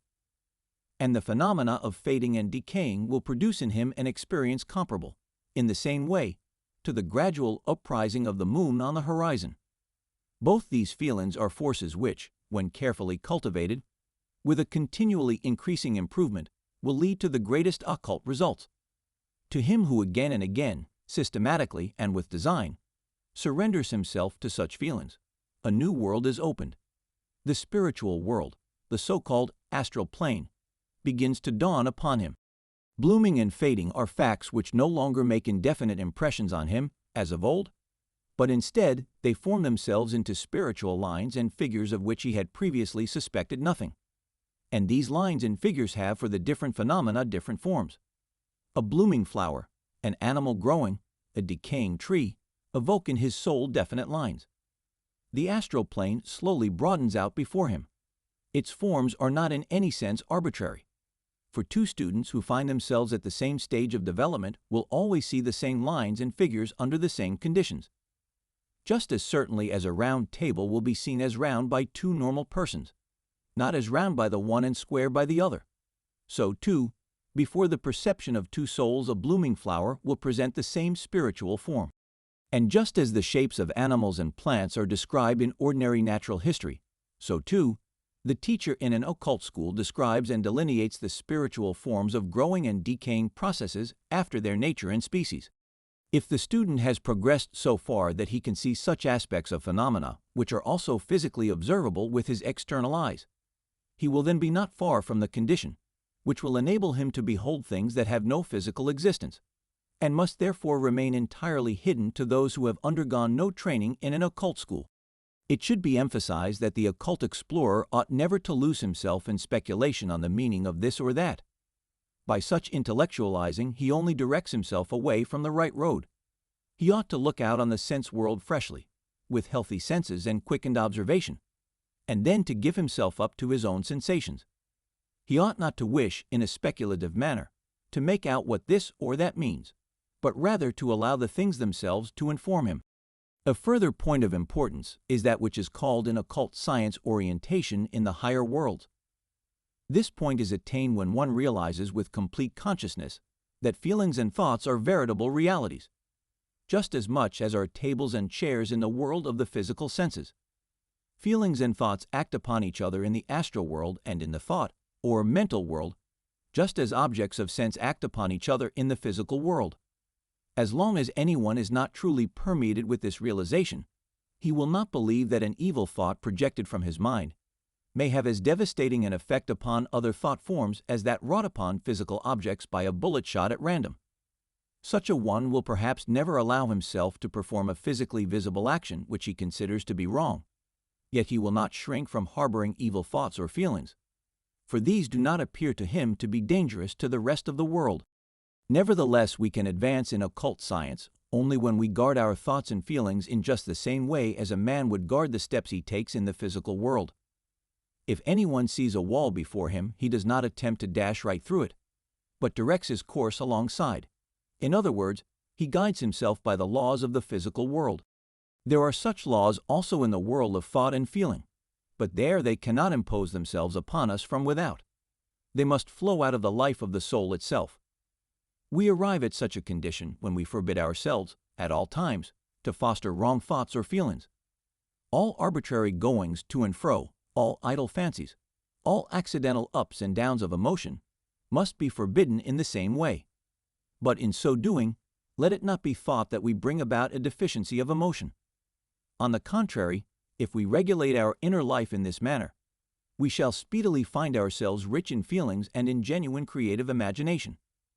In place of a mere chaos of petty feelings and fantastic trains of thought, there appear significant emotions and thoughts that are fruitful, and it is emotions and thoughts of this kind that lead a man to orientation in the higher world. He has entered into the right condition for the things of that world, and they entail for him definite consequences. Just as a physical man finds his way between physical things, so too, his path now leads him straight between the growing and the fading, which he has already come to know in the way described above, for he follows all processes of growing and flourishing, and on the other hand, of withering and decaying, that is necessary for his own and the world's prosperity. The occult student has also to bestow a further care on the world of sound. He must discriminate between the tones which are produced from the so-called inert, lifeless bodies, for example, a bell, a musical instrument, or a falling mass, and those which proceed from a living creature, an animal, or a person. He who hears the striking of a bell will receive the sound and attach to it a certain sensation. But he who hears the cry of an animal will, in addition to this sensation, become aware that the sound reveals also an inward experience of the animal, either of pain or of pleasure. The student is concerned with the latter aspect of the sound. He must concentrate his whole attention upon it, so that the sound reveals to him something that lies outside of his own soul, and more than this, must merge himself in this exterior thing. He must closely connect his own emotion with the pleasure or pain communicated to him by means of the sound, and must care nothing whether the sound be pleasant or unpleasant to him, welcome or not. His soul must be filled with only that which proceeds from the creature out of whom the sound has come. He who systematically and deliberately performs such exercises will develop within himself the faculty of intermingling, as it were, with the creature from which the sound proceeded. A person sensitive to music will find it easier to cultivate his spiritual life in this respect than one who is unmusical. But no one should think that a mere sense of music will take the place of this culture. As an occult student, one must learn to contemplate the whole of nature in this way. By so doing, a new faculty is developed in the world of thought and feeling. Through her manifold sounds, the whole of nature begins to whisper secrets to the student. What hitherto was merely incomprehensible noise to his soul will become by this means a coherent language of nature. And whereas hitherto he heard sound only from the resonance of so-called inanimate objects, he now understands a new speech of the soul. Should he advance in this culture of the soul, he will soon learn that he can hear what hitherto he did not even surmise. He begins to hear with the soul. One thing more must be added before we can reach the topmost point in this direction. What is of special importance in the development of the student is the way in which he hears the speech of other men. He must accustom himself to do this in such a way that while doing so his inner self is absolutely still. If someone expresses an opinion and another hears it, the inner self of the latter will be stirring in general assent or contradiction. Many people in such a case feel themselves urged to an expression of their assent, or, more especially, of their contradiction. All such assent or contradiction must, in the occult student, be silenced. It is not imperative that he should, therefore, quite suddenly begin to make his life entirely different, in order that he may attain to this inward and fundamental calm. He might, therefore, begin by doing so in special cases, deliberately selected by himself. Thus, quite slowly and by degrees will this new way of listening creep into his habits, as of itself. In the occult schools these things are systematically practiced. For the sake of practice, the student is obliged to listen for a certain period to the most contradictory thoughts, and at the same time to suppress all assent, and more especially all adverse criticism. The point is that in such a way not only all intellectual judgment is silenced, but also all sense of displeasure, denial, or even acceptance. The student must be particularly watchful that such feelings, even if they are not upon the surface, do not still remain lurking in the innermost recesses of his soul. He must listen, for example, to the statements of people who in some respects are far beneath him, and, while so doing, suppress every feeling of greater knowledge or of superiority.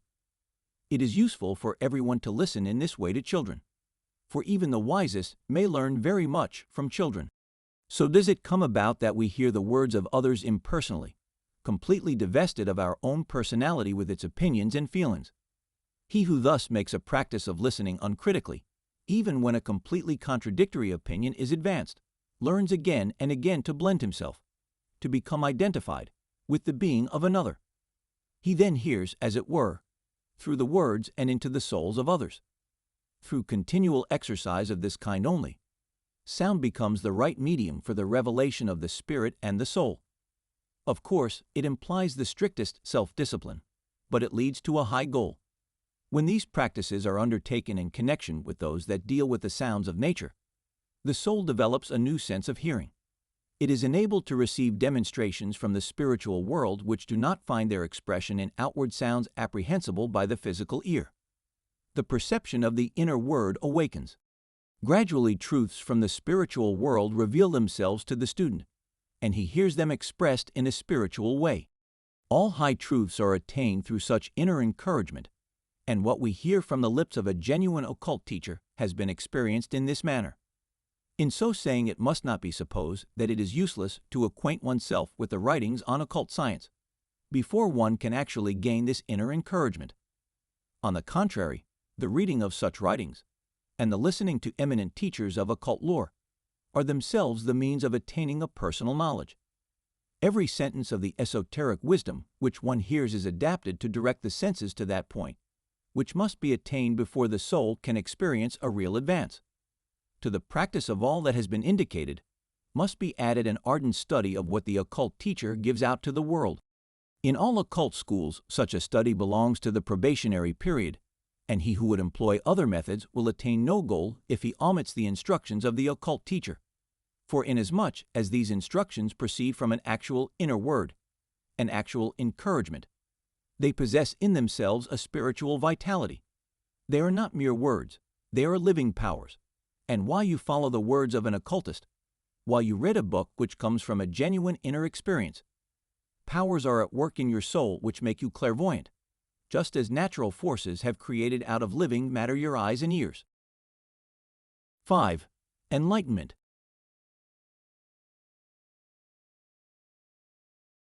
Enlightenment is the result of very simple processes. Here, too, it is a matter of developing certain feelings and thoughts which are dormant within all men, but must be awakened. Only he who carries out these simple processes with complete patience, continuously and strenuously, can be led by them to the reception of inner illumination. The primary step is taken by observing in a particular way different natural objects: a transparent stone of beautiful form, a crystal, a plant, and an animal. One should endeavor at first to direct one's whole attention to a comparison of the stone with the animal as follows.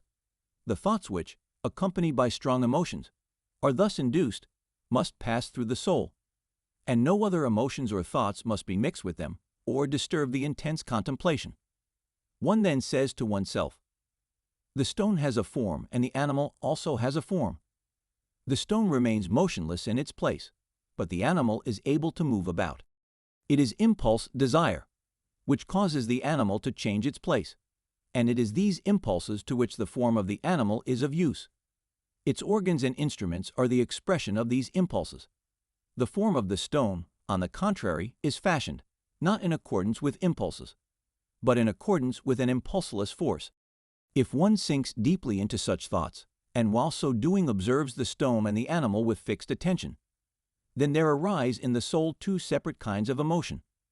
From the stone into the soul there streams one kind of emotion, and from the animal another. Probably in the beginning the experiment will not succeed, but little by little, with genuine and patient practice, these emotions become manifest.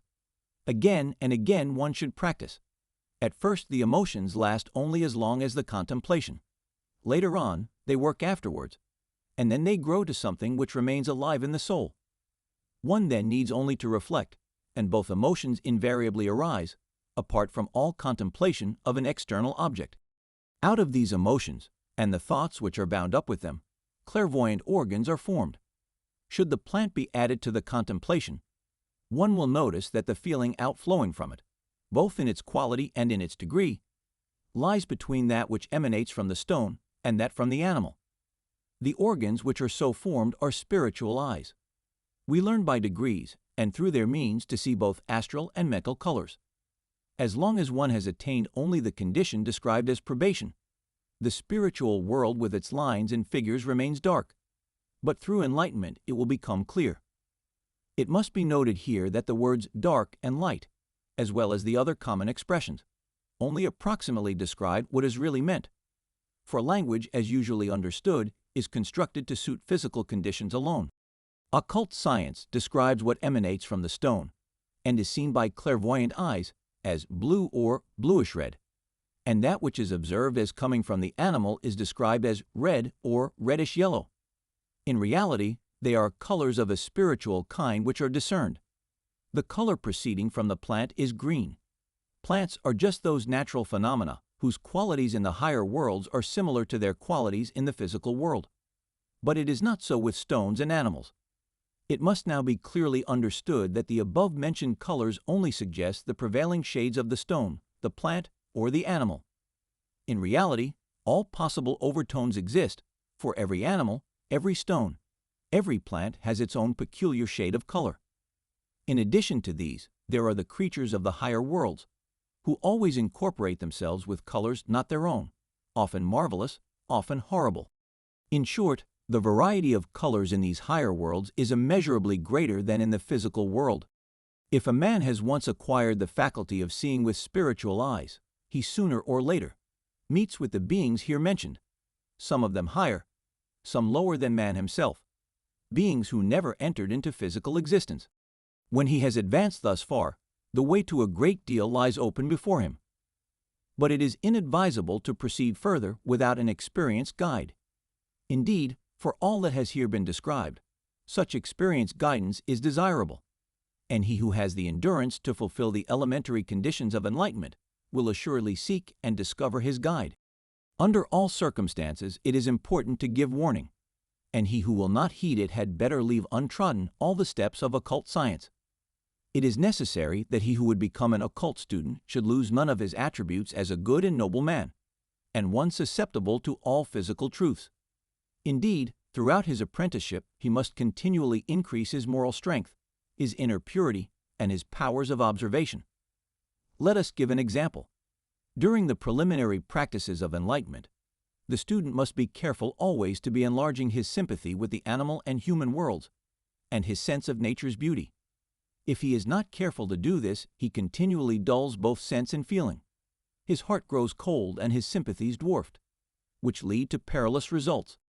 How enlightenment proceeds, in the sense of the foregoing practices, if one rises from the stone, the plant, and the animal, up to man, and how, after enlightenment, under all circumstances, the gentle hand of the pilot comes on a certain day, and leads to initiation.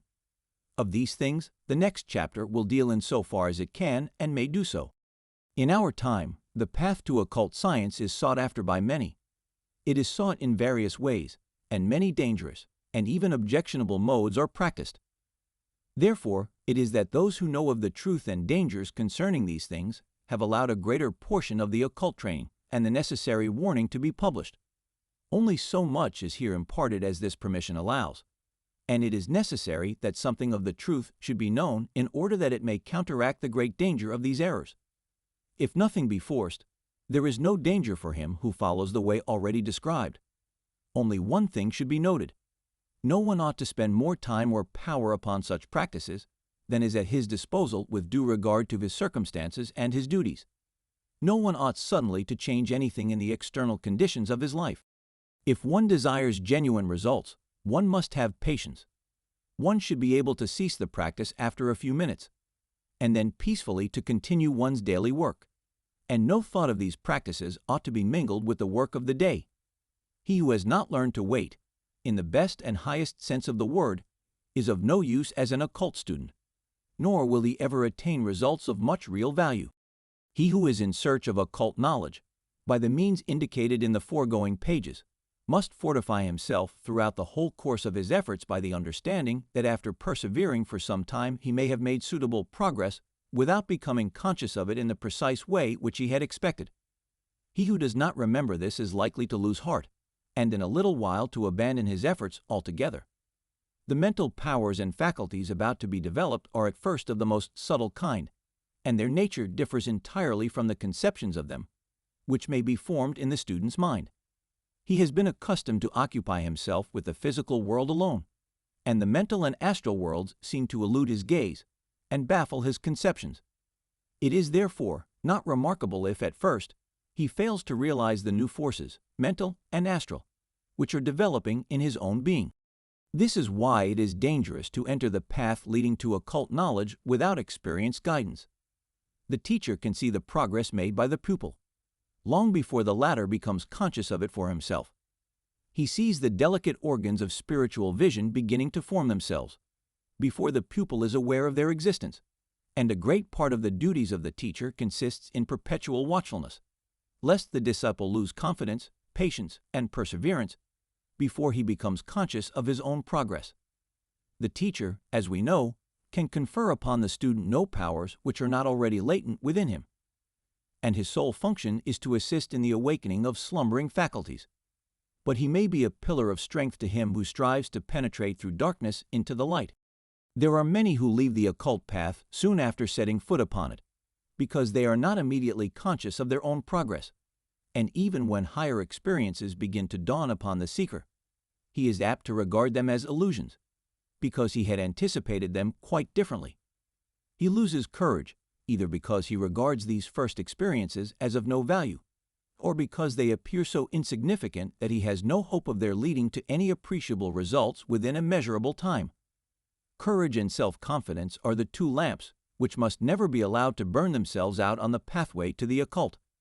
He who cannot patiently repeat an exercise which has failed for an apparently unlimited number of times will never travel far. Long before one is aware of any distinct perception of progress, comes an inarticulate mental impression that the right road has been found. This is a feeling to be welcomed and to be encouraged, since it may evolve into a trustworthy guide. Above all, it is imperative to extirpate the idea that any fantastic, mysterious practices are required for the attainment of higher experiences. It must be clearly realized that ordinary everyday human feelings and thoughts must form the basis from which the start is to be made, and that it is only needful to give these thoughts and feelings a new direction. Everyone must say to himself, "In my own sphere of thoughts and sensations lie enfolded the deepest mysteries, but hitherto I have been unable to perceive them." In the end, it all resolves itself into the fact that man, ordinarily, carries body, soul, and spirit about with him, yet is conscious only of the body, not of the soul and spirit, and that the student in due time attains to a similar consciousness of soul and spirit. Hence, it is highly important to give the proper direction to thoughts and feelings, in order that one may develop the perception of that which is invisible to a person living the ordinary life. One of the ways by which this development may be carried out will now be indicated. Again, like almost everything else we have explained so far, it is quite a simple matter. Yet the results are of the greatest consequence, if the experiment is carried out with perseverance and in the right frame of mind. Place before you the small seed of a plant. It is then necessary, while contemplating this significant object, to create with intensity the right kind of thoughts, and through these thoughts to develop certain feelings. In the first place, let the student clearly grasp what is really presented to his vision. Let him describe to himself the shape, color, and all other qualities of the grain of seed. Then let his mind dwell upon the following train of thought. This grain of seed, if planted in the soil, will grow into a plant of complex structure. Let him clearly picture this plant to himself. Let him build it up in his imagination, and then let him reflect that the object now existing only in his imagination will presently be brought into actual physical existence by the forces of the earth and of light. If the thing contemplated by him were an artificially made object, though such a close imitation of nature that no external difference could be detected by human eyesight, no forces inherent in the earth or light could avail to produce from it a plant. He who thoroughly grasps this thought and inwardly assimilates, it will also be able to form the following idea with the right feeling. He will reason thus: that which is ultimately to grow out of this seed is already, as a force, now secretly enfolded within it. The artificial duplicate of the seed contains no such force. and yet both appear to be alike to my eyes. The real seed, therefore, contains something invisible which is not present in the imitation. It is this invisible something on which thought and feeling are now to be concentrated.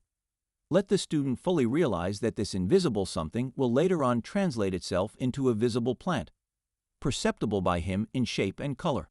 Let him dwell upon the thought. The invisible will become visible. If I could not think, then I could not now realize that which will become visible later on. Particular stress must be laid on the importance of feeling with intensity that which one thinks. In calmness of mind, a single thought must be vitally experienced within oneself to the exclusion of all disturbing influences.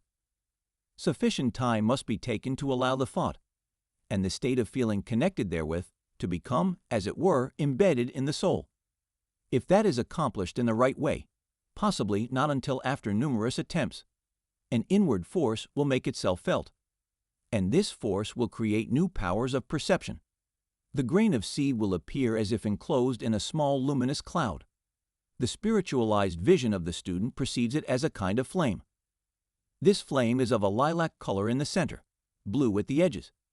Then appears that which one could not see before, and which was created by the power of thought and feeling brought into life within oneself. That which was physically invisible, the plant which will not become visible until later on, has there revealed itself to the spiritual eye. It is pardonable if, to many men, all this appears to be mere illusion. Many will say, "What is the value of such visions or such hallucinations?" And many will thus fall away, and no longer continue to tread the path. But this is precisely the important point, not to confuse, at this difficult stage of human evolution, spiritual reality with the mere creations of fantasy, and to have the courage to press manfully onward, instead of growing timorous and faint-hearted. On the other hand, however, it is necessary to insist on the necessity of maintaining unimpaired, and of perpetually cultivating, the healthy attitude of mind which is required for the distinguishing of truth from illusion. Never during all these exercises must the student surrender the fully conscious control of himself. He must continue to think as soundly and sanely in these spiritual conditions as he does with regard to the things and occurrences of ordinary life. It would be unfortunate if he lapses into reveries. He must at every moment be clear-headed and sober-minded, and it would be the greatest mistake if the student, through such practices, lost his mental equilibrium, or if he were prevented from judging as sanely and clearly as before the matters of workaday life. The disciple should, therefore, examine himself again and again to find out whether he has remained unaltered in relation to the circumstances among which he lives, or whether perchance he has lost his mental balance. He must ever maintain a calm repose within his own individuality, and an open mind for everything, being careful at the same time not to drift into vague reveries or to experiment with all sorts of exercises. The lines for development here indicated belong to those which have been followed, and whose efficacy has been demonstrated in the schools of occultism from the earliest ages, and none but such will here be given.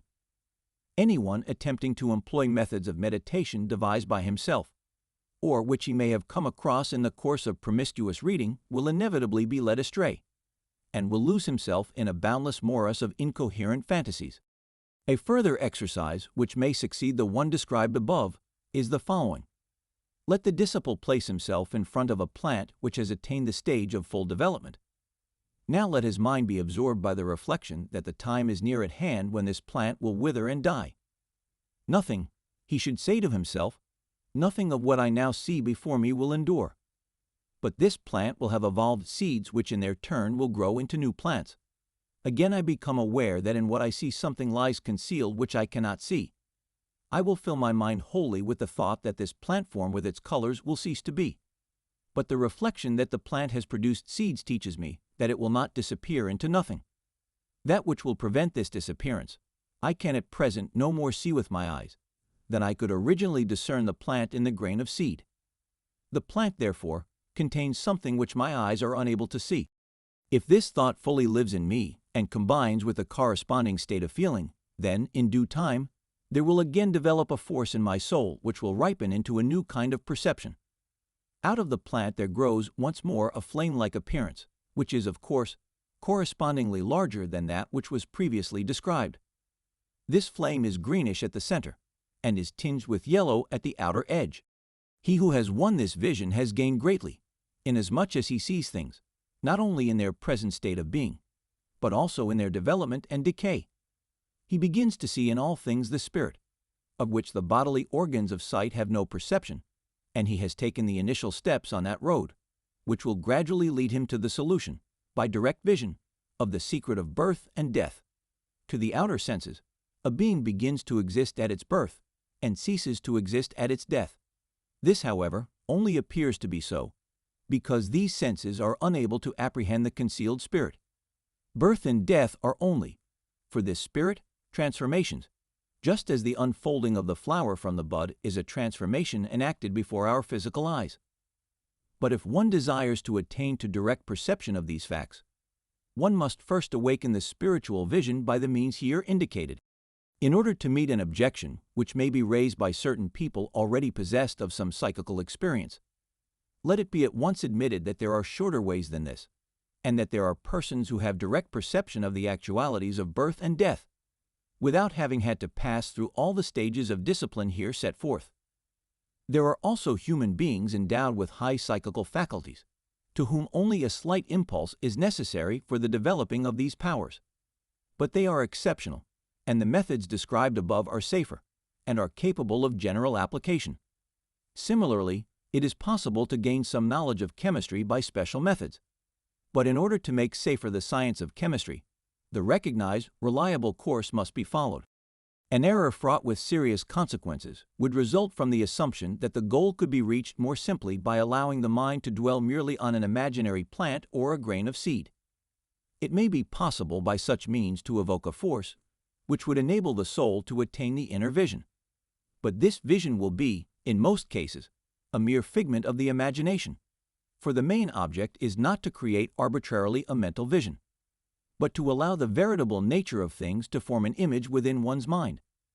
The truth must come up from the depth of one's own soul, not at the call of one's ordinary self, but rather must the objects of one's perception themselves exercise their magical power, if one is to perceive their inner reality. After the disciple has evolved, by such means, the rudiments of spiritual vision, he may proceed to the contemplation of human nature itself. Simple appearances of ordinary life must be chosen first. But before making any attempts in this direction, it is imperative for the student to strive after an absolute sincerity of moral character. He must banish all thoughts of ever using the insight to be attained in these ways for his own selfish ends. He must be absolutely determined that under no circumstances will he avail himself, in an evil sense, of any power which he may gain over his fellow creatures.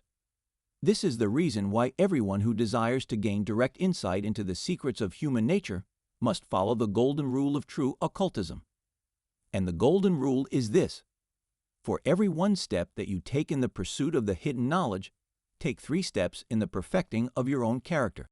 He who obeys this rule can perform such exercises as that which is now to be explained. Begin by observing a person filled with a desire for some object. Direct your attention to this desire. It is best to choose a time when this desire is at its height, and when it is not yet certain whether the object of the desire will be attained or not. Then surrender yourself entirely to the contemplation of that which you observe, but maintain the utmost inner tranquility of soul. Make every endeavor to be deaf and blind to everything that may be going on around you at the same time, and bear in mind particularly that this contemplation is to evoke a state of feeling in your soul.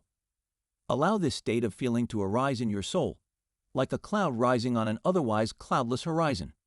It is to be expected, of course, that your observation will be interrupted, because the person on whom it is directed will not remain in this particular state of mind for a sufficient length of time. Presumably, you will fail in your experiment hundreds and hundreds of times. It is simply a question of not losing patience. After many attempts, you will ultimately realize the state of feeling spoken of above as fast as the corresponding mental phenomena pass through the soul of the person under observation. After a time, you will begin to notice that this feeling in your own soul is evoking the power of spiritual vision into the psychical condition of the other. A luminous image will appear in your field of vision, and this luminous image is the so-called astral manifestation evoked by the desire state when under observation. Again, we may describe this image as flame-like in appearance. It is yellowish-red in the center and reddish-blue or lilac at the edges. Much depends upon treating such experiences of the inner vision with great delicacy. It will be best for you at first to talk of them to nobody except your teacher, if you have one. The attempt to describe such appearances in appropriate words usually leads to gross self-deception.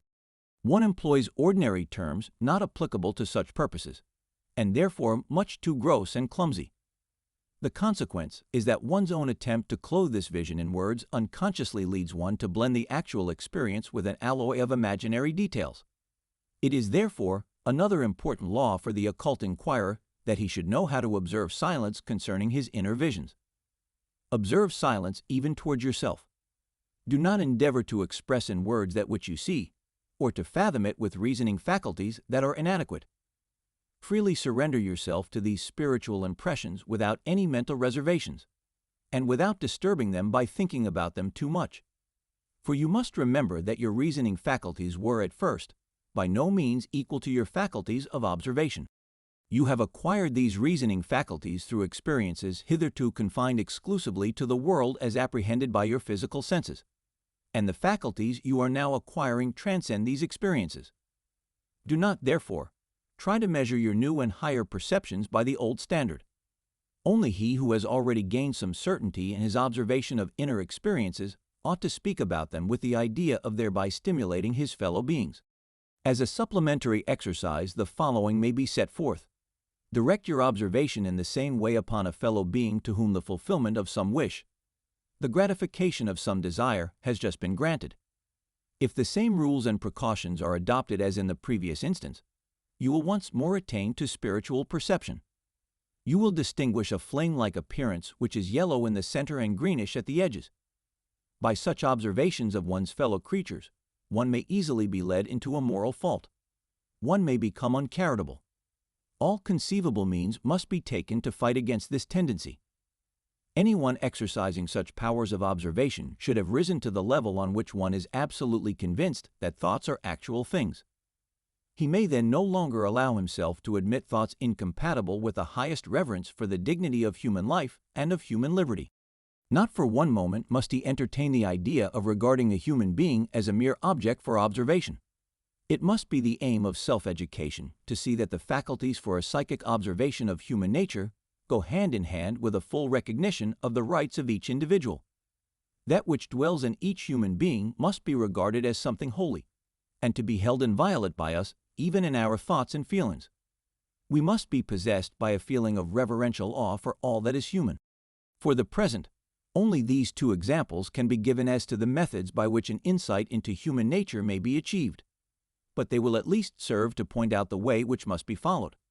He who has gained the inner tranquility and repose which are indispensable for such observations will by so doing already have undergone a great transformation. This will soon reach the point at which the increase of his spiritual worth will manifest itself in the confidence and composure of his outward demeanor. Again, this alteration in his demeanor will react favorably on his inner condition, and thus he will be able to help himself further along the road. He will find ways of penetrating further and further into those secrets of human nature, those hidden from our external senses, and will then become qualified for a deeper insight into the mysterious correlations between the nature of man and all else that exists in the universe. By following this path, the disciple will approach closer and closer to the day on which he will be deemed worthy of taking the first steps of initiation. But before these can be taken, it is necessary to assure oneself of unflinching courage. At first, it may not be at all apparent to the student why it should be necessary, but he cannot fail to be convinced of it in the end. The quality which is indispensable to him who would be initiated is a certain measure of courage and fearlessness. He must absolutely go out of his way to find opportunities for developing these virtues. In the occult schools they are cultivated quite systematically, but life in this respect is itself an excellent school of occultism. Nay, possibly the best. To face danger calmly, to try to overcome difficulties unswervingly. This is what the student must learn to do. For instance, in the presence of some peril, he must rise at once to the conception that fears are altogether useless, and ought not to be entertained for one moment, but that the mind ought simply to be concentrated on what is to be done. He must reach a point where it has become impossible for him ever again to feel afraid or to lose his courage. By self-discipline in this direction, he will develop within himself distinct qualities which he needs if he is to be initiated into the higher mysteries. Just as man in his physical being requires nervous force in order to use his physical senses, so also in his psychic nature, he requires the force which is only produced in the courageous and the fearless. For in penetrating to the higher mysteries, he will see things not yet revealed to the physical eyesight, nor to any other of the human senses. The latter, by hiding from our gaze the higher verities, things which we could not bear to behold, are in reality our benefactors, since they prevent us from perceiving that which, if realized without due preparation, would throw us into unutterable consternation. The disciple must be prepared to endure this sight, although he has lost certain supports in the outer world by a realization of the very illusions that encompassed him. It is truly and literally as if his attention were suddenly drawn to a certain danger, by which for some time he had been unconsciously threatened. He was not afraid hitherto, but now that he sees his peril, he is overcome by terror, even though the danger has not been rendered any greater by his knowledge thereof. The forces at work in the world are both destructive and creative. The destiny of manifested beings is birth and death. The initiate is to behold this march of destiny. The veil, which in the ordinary course of life clouds the spiritual eyes, is to be uplifted, and the man is to see himself as one interwoven with these forces, with this destiny. His own nature contains destructive and creative powers. As undisguisedly as the other objects of his vision are revealed to the eye of the seer, his own soul is bare to his gaze. In the face of this self-knowledge, the disciple must not suffer himself to droop, and in this he will succeed only if he has brought with him an excess of the necessary strength. In order that this may be the case, he must learn to maintain inner calm and confidence in the most difficult circumstances. He must nourish within himself a firm faith in the beneficent forces of existence. He must be prepared to find that many motives which have actuated him hitherto will actuate him no longer. He must needs perceive that he has hitherto often thought or acted in a certain manner, because he was still in the toils of ignorance. Reasons which formerly influenced him will now disappear. He has done many things out of personal vanity. He will now perceive how utterly futile all such vanity is in the eyes of the initiate. He has done much from motives of avarice. He will now be aware of the destructive effect of all avariciousness. He will have to develop entirely new springs for his thought and action, and it is for this that courage and fearlessness are required. It is especially a matter of cultivating this courage and this fearlessness in the inmost depths of the mental life. The disciple must learn never to despair. He must always be equal to the thought, "I will forget that I have again failed in this matter. I will try once more," as though nothing at all had happened. Thus he will fight his way on to the firm conviction that the universe contains inexhaustible fountains of strength from which he may drink.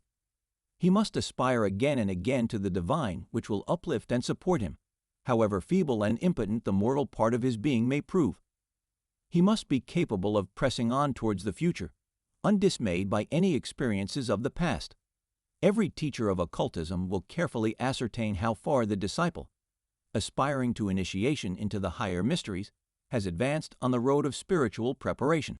If he fulfill these conditions to a certain degree, he is then worthy to hear uttered those names of things which form the key that unlocks the higher knowledge. For initiation consists in this very act of learning to know the things of the universe by those names which they bear in the spirit of their divine author. And the mystery of things lies in these names. Therefore it is that the initiate speaks another language than that of the uninitiate, for he knows the names by which things were called into existence. 6. Initiation.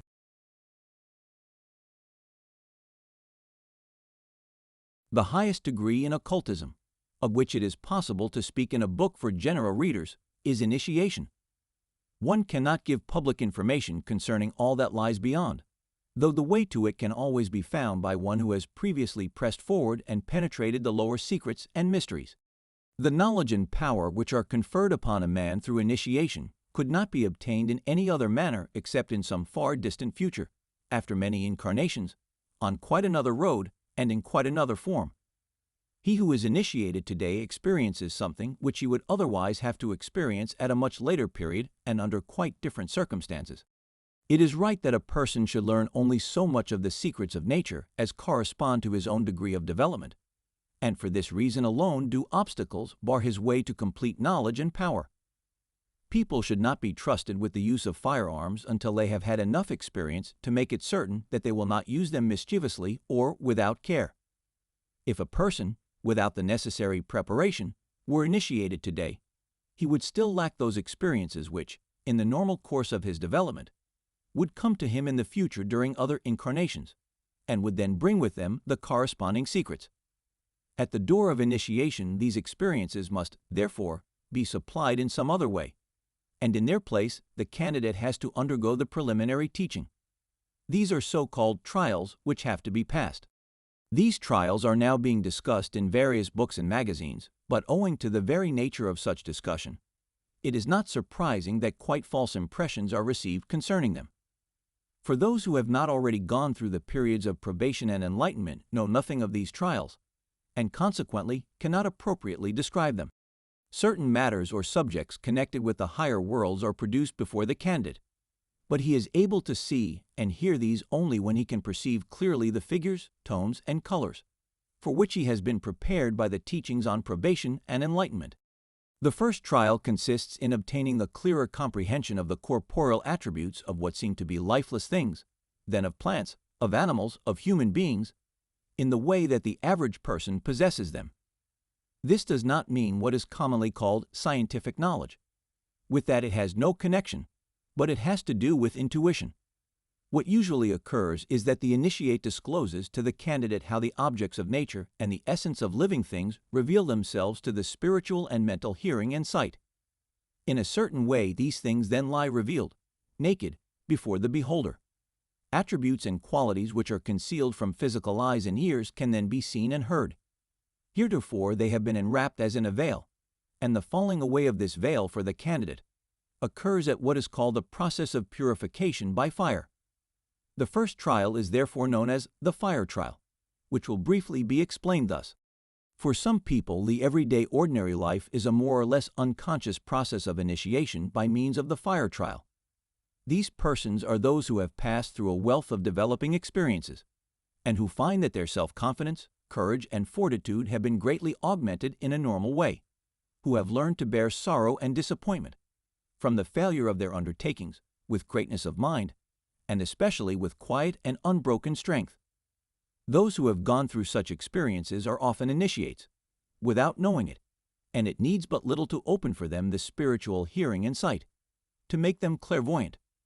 For it must be noted that a genuine fire trial is not merely intended to satisfy the curiosity of the candidate.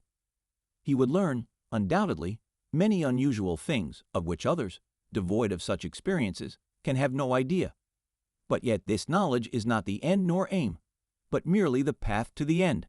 The real aim and object is this, that the candidate shall acquire for himself, through this knowledge of the higher worlds, a greater and truer self-confidence, a higher and nobler courage, and a perseverance, an attitude of mind, altogether different from what he could have obtained in the lower world. After the fire trial a candidate may turn from the school, but because he has gone thus far, he will accomplish his ordinary life work, greatly strengthened in all his spiritual and physical relations, and in his next incarnation he will continue to seek further initiation and advancement.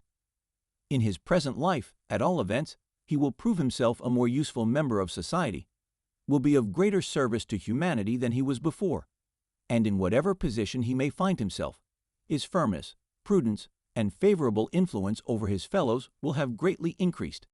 After coming out of the fire trial, if he should wish to continue in the occult school, he then has to be instructed in a certain writing system which is used by those in the school. Occult teachings are written in this occult writing system, because what is really occult can neither be perfectly spoken of in words of our ordinary speech, nor set forth in the ordinary ways of writing. Those who have learned much from the initiates can but partially translate the teachings of occultism into terms of ordinary speech. The symbols or signs of the secret script are not arbitrarily invented or imagined, but correspond to powers which are active and efficacious in nature. It is through these symbols or signs that one learns the language of such matters. The candidate immediately sees for himself that these symbols correspond to the figures, tones, and colors which he has learned to perceive during the periods of probation and enlightenment. He now understands that all which went before was like learning how to spell, and that only now does he begin to read in the higher worlds. All that appeared to him before as separate figures, tones and colors, is now revealed to him as a perfect unity, a coherent harmony, and here, for the first time, he attains a real certainty in observing and following the higher knowledge. Hitherto it was not possible for him to be sure that what he saw had been clearly or correctly perceived. Now at last it is possible that a correct understanding between the candidate and the initiate begin to arise concerning the spheres of the higher worlds. For no matter how close the connection between the two may be, no matter what form their intercourse may take in ordinary life, the initiate can only communicate to the candidate, on these planes, in the direct form or figures of the secret alphabet. Through this occult speech, the student also learns certain rules of conduct for life, certain duties and obligations, of which, previously, he knew nothing whatever. When he learns to know these rules, he is able to perform actions which have a significance and a meaning such as the actions of another who is not initiated can never possess. The only point of view from which he is now able to look upon things, the only plane from which he can now make manifest his deeds, is that of the higher worlds, and the instructions concerning such deeds can only be read or understood in the secret script. Yet it must be clearly understood and emphasized that there are persons who, unconsciously, have the ability or faculty of performing these actions, notwithstanding they have never been in an occult school. Such helpers of humanity and the world proceed blessedly and beneficently through life. There are certain fundamental reasons, which cannot be here discussed, why they are in possession of seemingly supernatural gifts. The only difference between these persons and the pupils of an occult school is that the former act unconsciously, while the latter work with a full knowledge, insight, judgment, and understanding of the entire matter in hand. Often, the candidate has to win by training that which has been bestowed by a higher power upon his fellow, for the good of humanity. One should freely and openly honor these favored ones of God, but he should not, on their account, consider the work of the occult schools unnecessary or superfluous. Now that the student has learned the mystery language, there awaits him yet another trial. By this he must prove whether he can move with freedom and certainty in the higher worlds. In ordinary life, a man will be impelled to actions by outward motives and conditions. He works at this or that because certain duties are imposed upon him by outward circumstances. It need hardly be mentioned that the occult student must in no way neglect any of the duties connected with his ordinary life, because he is a student in an occult school and in the higher worlds. None of his duties there can constrain him to treat with inattention or carelessness any one of his duties in the lower world. The father will remain just as good a father to his family, the mother just as good a mother, and neither the officer nor the soldier nor anyone else will be detained from their necessary duties because they are students in occultism. On the contrary, all the qualities which make capable men are increased to a degree of which the uninitiated can form no idea. That this may not always appear to be the case is due merely to the fact that they have not always the ability to correctly judge or criticize the initiate. The deeds of the latter are not always entirely intelligible to the former. But, as we have said before, this only happens in certain cases. For him who has arrived at the so-called steps of initiation, there are new duties to be performed to which no outer stimulus is given. He will be moved to do these things by no external pressure, but by those rules of conduct which have been communicated to him in the mystery language. In this second trial he must prove that, led by such rules of conduct, he can act from inner promptings just as firmly as an officer performs his obligatory duties. For this purpose, the teacher will set before the pupil certain definite tasks. The latter now has to perform some deed in consequence of observations made from the total of what he learned during probation and enlightenment. He has to find the way to what he is now to perform by means of the mystery language, which by this time is familiar to him. If he discerns his duty and executes it correctly, he has endured the trial, and he recognizes the success, which attends the fulfillment of the task, by the changed manner with which the spiritual eyes and ears now apprehend the figures, tones, and colors. The occult teacher tells him distinctly how these must appear after the consummation of the trial, and the candidate must know how he can effect this change. This trial is known as the water trial, because, in consequence of its performance taking place on the higher planes, That support, which would otherwise have been received from outward conditions, is now taken away.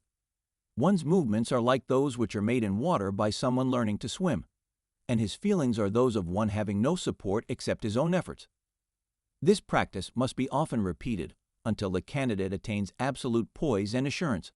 These trials are also dependent upon a quality which is produced by his experiences in the higher worlds. The candidate cultivates this quality to an extent which he could not possibly reach in so short a time while developing in the ordinary way, but could attain only after many incarnations. In order to bring about the change here mentioned, the following condition is necessary. The candidate must be guided altogether by what has been proven to him by the cultivation of his higher faculties, by the results of his reading in the secret symbols.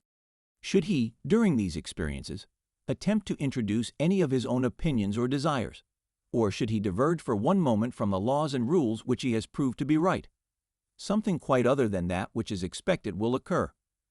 In such cases, the candidate loses sight of the goal for which these matters are undertaken, and the result is confusion. He has, therefore, manifold opportunities, during these trials, for the development of self-control, and this, indeed, is the principal quality needed. These trials are, therefore, much more easily endured by those who, before initiation, have gone through a life which has enabled them to acquire command of themselves. Those who have developed the characteristic of following their higher principles and ideals without thought of personal honor or desire, who always discern the duty to be fulfilled, even though the inclinations and sympathies are too often ready to lead them another way, are already unconscious initiates in the midst of everyday life. They need but little to enable them to succeed in the prescribed trials. Indeed, one may say that a certain measure of initiation, thus unconsciously acquired in life, will be absolutely necessary before entering upon the second trial. For even as many who during youth have not learned to write or spell, find much difficulty in learning to do so in later years, so is it also difficult to develop, merely from a knowledge of the higher worlds, the necessary degree of self-control, if one has not already acquired a certain measure of it in the course of ordinary life. The things of the physical world do not alter by merely desiring them to do so, but in the higher worlds our wishes, inclinations, and desires are causes that produce effects. If we wish to bring about particular changes in these worlds, we must hold ourselves in absolute control. We must follow the right principle, must entirely subdue the personal will.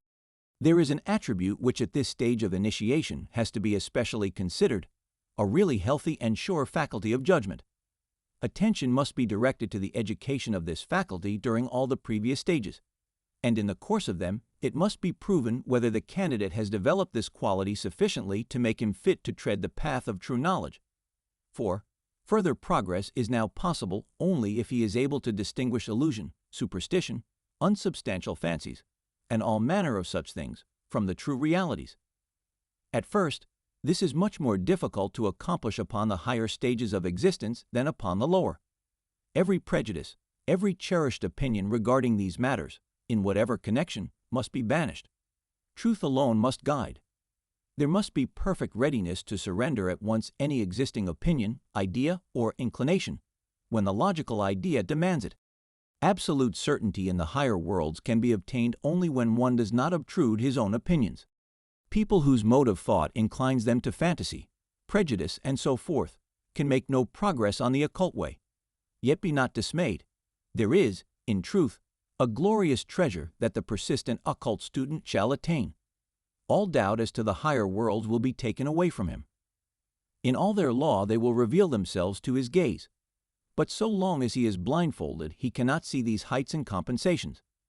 It is, indeed, unfortunate for him if illusions and fallacies ran away with his intellect and reason. Dreamers and people inclined to fantasies are as unfit for the occult path as are superstitious people.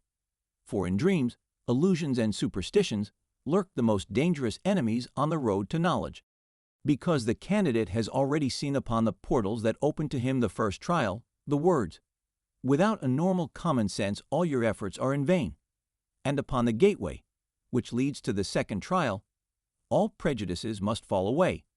It is not necessary to think that the capacity for inspiration and enthusiasm, and all the poetry of life, is lost to the student of occultism. If he be now sufficiently advanced, a third trial awaits the candidate. No aim, no boundary lines are here set for him. All is left entirely in his own hands. He finds himself in a condition where nothing external impels or induces him to act. He must find the way of his own accord and from within himself. Conditions or people who might have stimulated him to action are no longer there. Nothing and nobody, but he himself alone, can give the strength which he now needs. If he should not find this strength within, he will very soon be standing where he was before. But it should be stated that very few of those who have endured the previous trials will fail at this point in finding the necessary strength. If they have come so far, they will endure at this point also. The only thing necessary is the ability to make a resolution quickly. For here, in the truest meaning of the phrase, one must find oneself. In all matters, one must instantly resolve to hear the suggestions, the inspirations of the Spirit. One has no time for doubt or delay. Every moment of hesitation would add to the proof that one was not yet ready. All that hinders one from hearing the voice of the Spirit must be boldly conquered. It is entirely a matter of proving one's presence of mind, and it is this attribute to which attention must be paid during all the foregoing stages of development. All temptations to act, or even to think, which hitherto assailed a man, must here cease. But in order that he may not slip into inaction, he must not lose his hold upon himself. For only in himself can he find that one sure center point on which he can depend. No one should feel an antipathy to this principle of self-rejection. For him who has endured the trials already described, it indicates the most perfect felicity. In this, as in the other stages before mentioned, everyday life itself can, for many people, be an occult school. Those who have reached the point of being able to act without delay or personal consideration, and can make prompt resolutions when suddenly confronted with some task or problem demanding immediate action, have, indeed, undergone their occult schooling in daily life. The situation which one wishes to suggest is one in which a successful action is impossible unless the person concerned grasps the whole matter and acts at once. He is quick to act when misfortune is in sight, while a moment's hesitation might lead to a catastrophe. And he who possesses the qualities which can be developed into a permanent attribute of such a kind has already evolved, unknown to himself, the degree of ripeness necessary for the third trial. For, as already remarked, at this stage, all depends upon the development of presence of mind.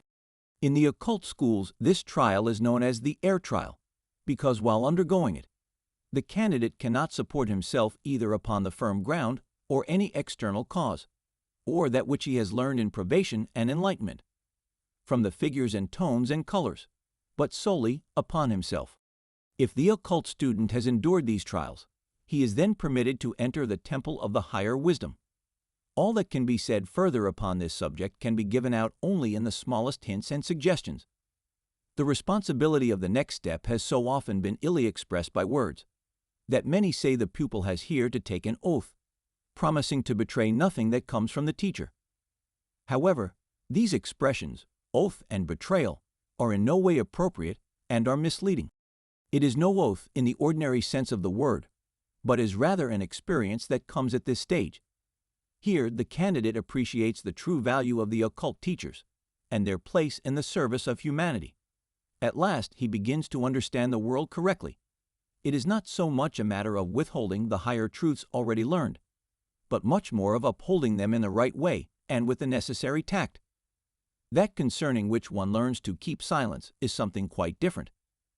One gains possession of this fine attribute in regard to many things of which one had previously spoken, and especially in regard to the manner in which one has spoken of them. Yet he would be a poor initiate who did not place all his mystical experiences, as adequately and as far-reachingly as possible, at the service of humanity. The sole obstacle in such matters is the misunderstanding of the person who receives the communication. Above all, the higher or occult secrets are not allowed to be spoken of promiscuously, but no one who has passed the steps of development above described is it actually forbidden to speak of these matters. No one is asked for a negative oath, but everything is entrusted to the judgment, integrity, and sense of responsibility of the candidate for initiation. What one really learns is to find out, within oneself, what should be done under all circumstances, and the oath means nothing more than this, that one is found qualified to be entrusted with matters of such importance. If the candidate is found fit, he is then given what is called, symbolically, the draught of forgetfulness. This means that he will be initiated into the secret knowledge, enabling him to act without being continually disturbed by the lower memory. This is absolutely necessary for the initiate, for he must possess full faith in the immediate present. He must be able to destroy that veil of memory which extends itself round humanity more and more thickly with every moment of life. If one judges things which happen today by the experiences of yesterday, he is subjected to a multitude of errors. Of course, it is not intended that the reader should renounce all the experience acquired in life. He ought always to keep it in mind as firmly as possible. But as an initiate, one should acquire the ability to judge every fresh experience irrespective of oneself, unclouded by all bygone experiences. One must be prepared, at every moment, that a new thing or being shall bring to one a new revelation. If one judges the new by the standard of the old, he necessarily falls into error.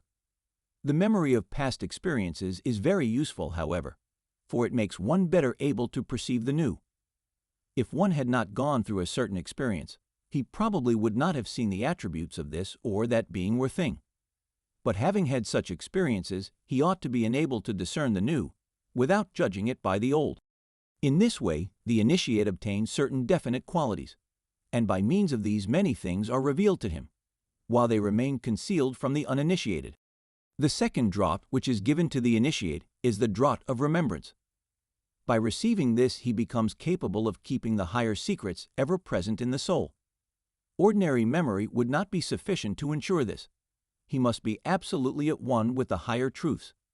He must not merely know them, but be able, as a matter of course, to manifest and administer them in living actions, even as an ordinary man eats and drinks.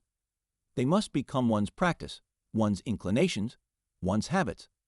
It must be unnecessary to recall them to mind, in the usual sense of the term. They must become a part of oneself and express themselves through one's very being. They must flow through one, just as the life currents run through one's bodily organism. So must we make ourselves as perfect in a spiritual sense as nature has made us in a physical. 7. The higher education of the soul. If a man carries out the culture of his thoughts and feelings and emotions in the way already described in the chapters on probation, enlightenment, and initiation, he then effects a change in his soul such as nature has effected in his body. Before this training, soul and spirit are undifferentiated masses. In such a state, the clairvoyant will perceive them as interlacing clouds, rotating spirally, and having usually a dull glimmer of reddish or reddish-brown color, or, perhaps, of reddish-yellow. But after this growth, they begin to assume a brilliant yellowish-green or yellow-blue hue, and become of a regular structure. A man attains such regularity of structure, and at the same time the higher knowledge, when he brings into the realm of his thoughts, feelings, and emotions an order, such as nature has brought into his bodily organs, by means of which he can see, hear, digest, breathe, speak, and so forth. Gradually the student learns, as it were, to breathe, to see with the soul, and to speak and hear with the spirit. In the following pages, a few of the practical points pertaining to the higher education of the soul and spirit will be more fully treated.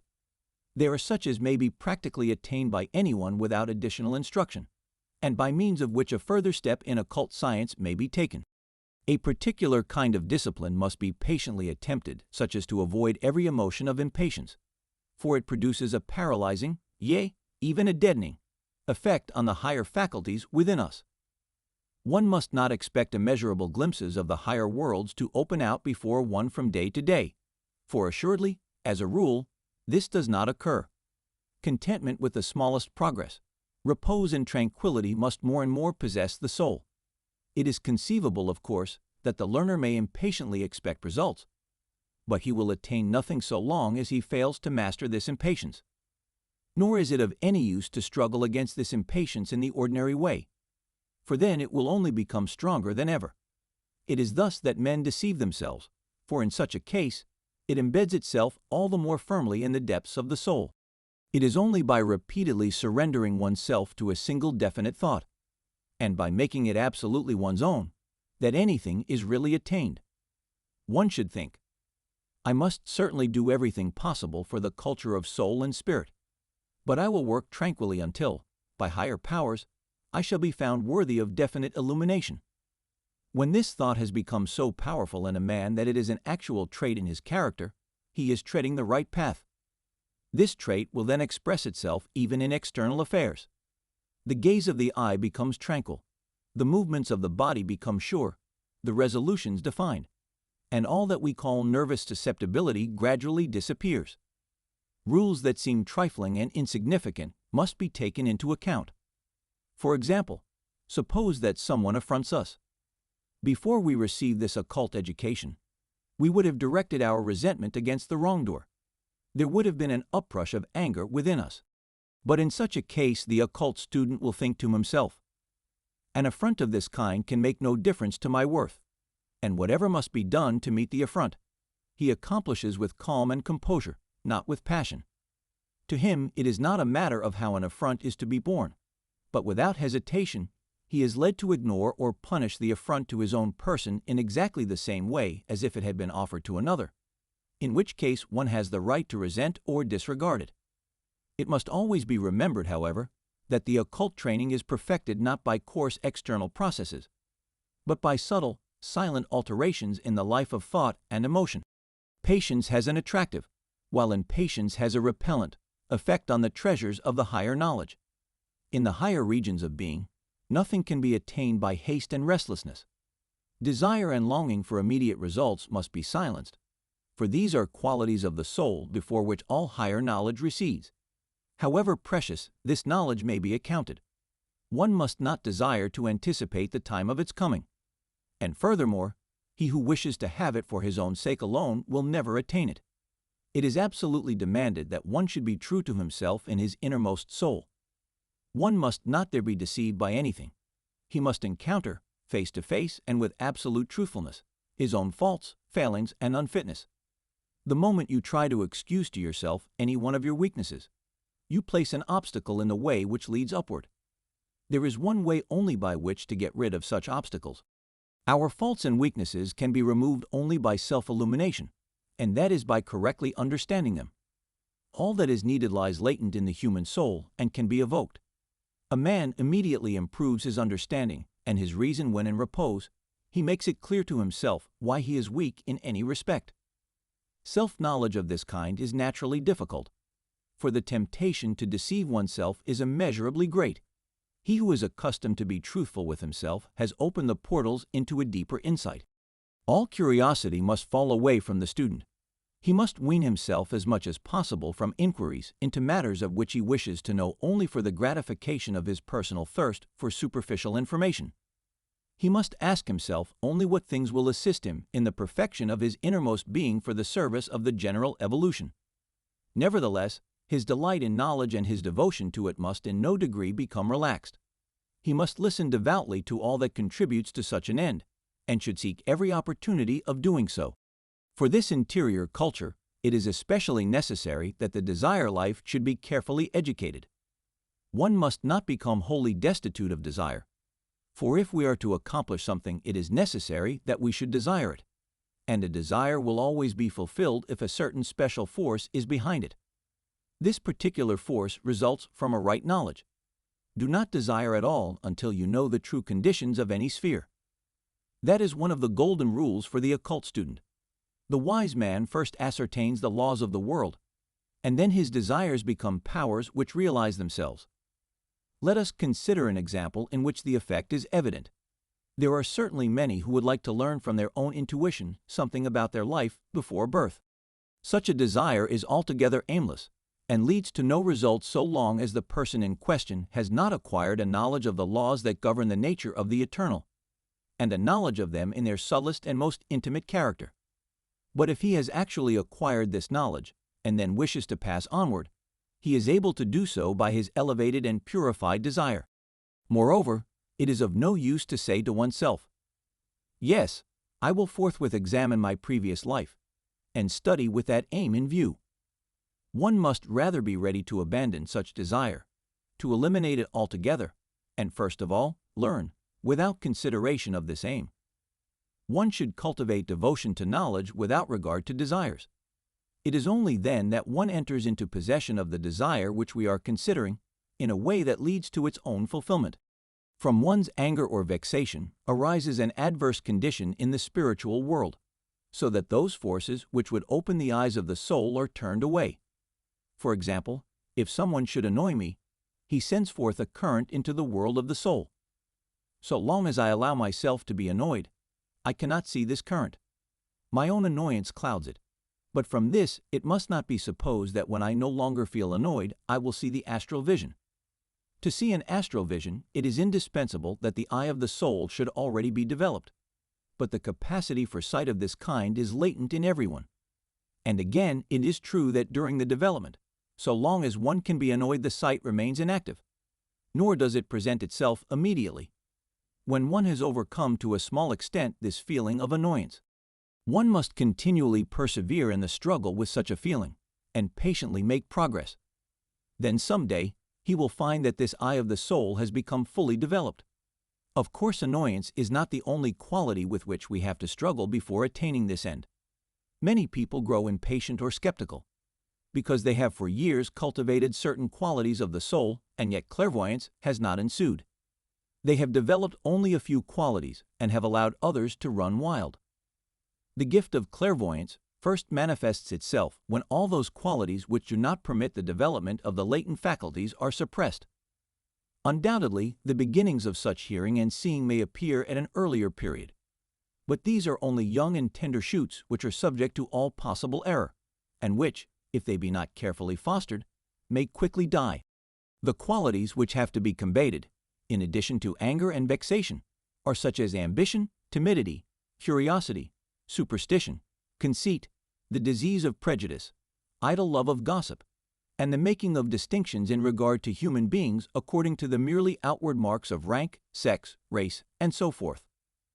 In our time, it is difficult for people to comprehend that the combating of such qualities can have any connection with an increase of capacity for knowledge. But every devotee of occultism is aware that much more depends upon such matters than upon the expansion of the intellect or the employment of artificial practices. It is particularly easy for a misunderstanding of this point to arise, inasmuch as many believe that one should cultivate foolhardiness because one must be fearless, and that one should ignore altogether the differences in men because one has to combat the prejudices of race, rank, and so forth. Rather should one first learn to appreciate these differences correctly. Then one is no longer entangled in prejudice. Even in the usual sense, it is true that a fear of any phenomenon hinders one from estimating it rightly, that a race prejudice prevents one from looking into a man's soul. The student of occultism must bring his common sense to perfection in all its exactitude and subtlety. Even everything that a man says without having clearly thought it out will place an obstacle in the path of his occult education. At the same time, we must here consider one point which can only be elucidated by giving an example. Thus, if anyone should say something to which another must reply, the one replying should be careful to consider the intention, the feelings, even the prejudices of this other person, rather than what he has to say at the moment on the subject under discussion. In other words, the student must apply himself keenly to the cultivation of a certain fine tact. He must learn to judge how much it may mean to this other person if his opinion be opposed. It must not be imagined for a moment that he ought for this reason to withhold his own opinion. One must give to the questioner as careful a hearing as possible, and from what one has heard, formulate one's own reply. In such cases, there is a certain thought which will constantly recur to the student, and he is treading the true path if this thought becomes so vital within him that it grows into a trait of his character. The thought is as follows: "It matters little whether my view be different from his. The vital point is whether he will discover the right view for himself if I am able to contribute something towards it." By thoughts of such a kind, the mode of action and the character of the student will become permeated with gentleness, one of the most essential qualities for the reception of occult teaching.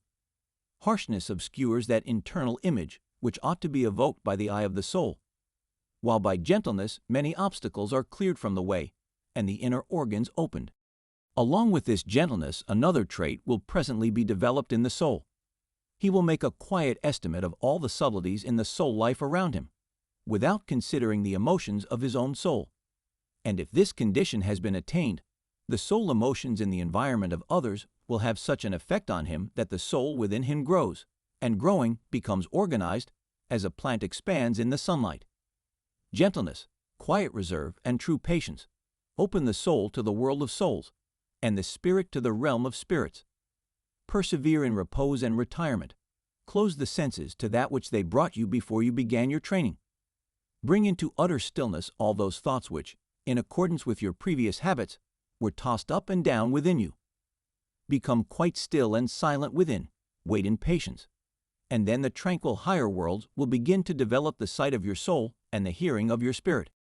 Do not suppose that you will immediately see and hear in the worlds of soul and spirit, for all that you are doing does but help the development of your higher senses, and you will not be able to see with the soul and to hear with the spirit before you have to some degree acquired those senses. When you have persevered for a time in repose and retirement, then go about your daily affairs, having first impressed upon your mind the thought, "Some day, when I am ready, I shall attain what I am to attain." Finally, make no attempt whatever to attract any of these higher powers to yourself by an effort of the will. These are instructions which every occult student receives from his teacher at the entrance of the way. If he observes them, he then improves himself, and if he does not observe them, all his labor is in vain, but they are difficult of achievement for him only who has not patience and perseverance. No other obstacles exist save those which one places for oneself, and these may be avoided by anyone if he really wills it. It is necessary to continually insist upon this point, because many people form an altogether wrong conception of the difficulty that lies in the path of occultism. In a certain sense, it is easier to accomplish the earlier steps of the occult way than it is for one who has received no instruction to get rid of the difficulties of one's everyday life. In addition to this, it must be understood that only such things are here imparted as are attended by no danger to the health of soul or body. There are certain other ways which lead more quickly to the goal, but it is not well to treat of them publicly, because they may sometimes have certain effects on a man, which would necessitate the immediate intervention of an experienced teacher, and in any case would require his continual supervision. Now, as something about these quicker ways frequently forces itself into publicity, it becomes necessary to give express warning against entering upon them without personal guidance. For reasons which only the initiated can understand, it will never be possible to give public instruction concerning these other ways in their true form, and the fragments which here and there make their appearance can never lead to anything profitable, but may easily result in the undermining of health, fortune, and peace of mind. He who does not wish to put himself in the power of certain dark forces, of whose nature and origin he may know nothing, had far better avoid meddling in such matters. Something may here be added concerning the environment in which the practices of occult instruction ought to be undertaken. This is of great importance, although for almost every man the case is different. He who practices in an environment which is only filled with selfish interests, as for example, the modern struggle for existence, ought to be sure that these interests are without influence upon the development of his spiritual organs. It is true that the inner laws of these organs are so powerful that this influence cannot be fatally injurious. Just as a lily, however inappropriate the environment in which it may be placed, can never become a thistle, so the eye of the soul can never grow to anything but its destined end, even though it be subjected to all the modern reverse influences. But it is well if, under all circumstances, the student should now and then seek for his environment the quietude, the inner dignity, the sweetness of nature herself. Especially fortunate are the conditions of him who is able to pursue his occult studies in the green world of plants, or among the sunny mountains, or the delightful interplay of simple things.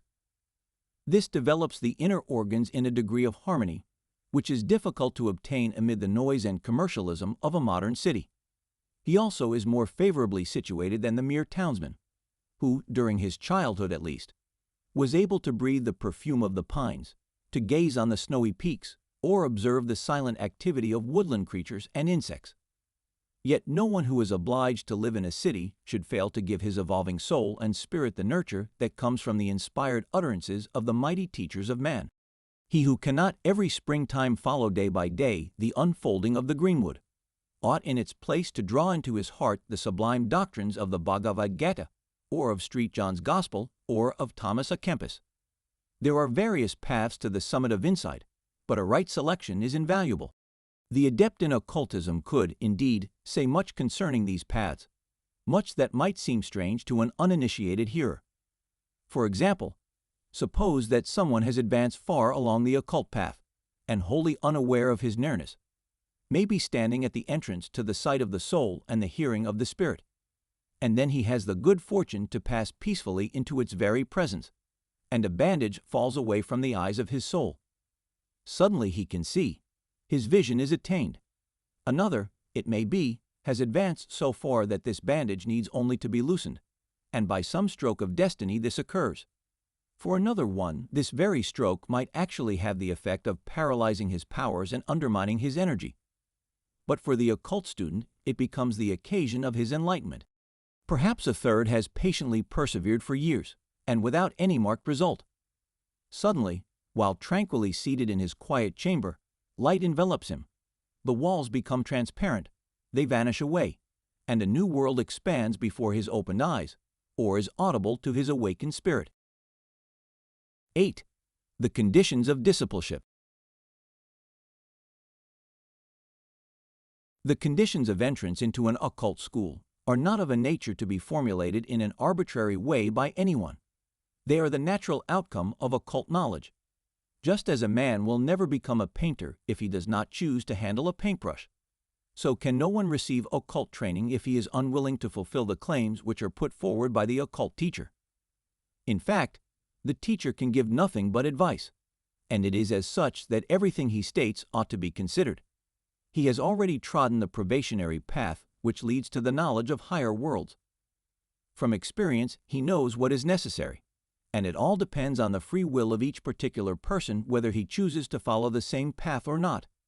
If anyone, without intending to satisfy the conditions, should demand occult training from a teacher, such a demand would be equivalent to saying, "Teach me to paint, but do not ask me to handle a brush." The occult teacher never goes a step further, unless it be in accord with the free will of the recipient.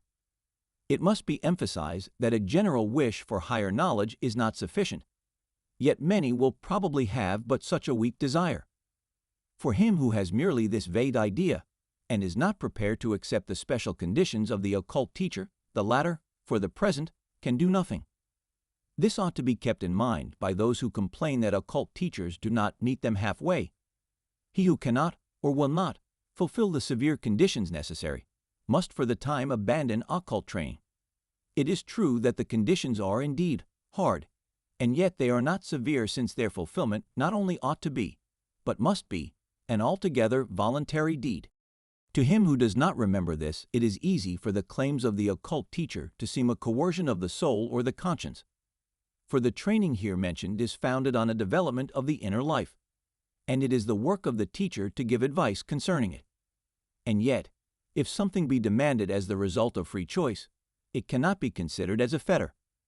If anyone says to the teacher, "Give me your secrets, but leave me my customary feelings and thoughts," he is then making an impossible demand.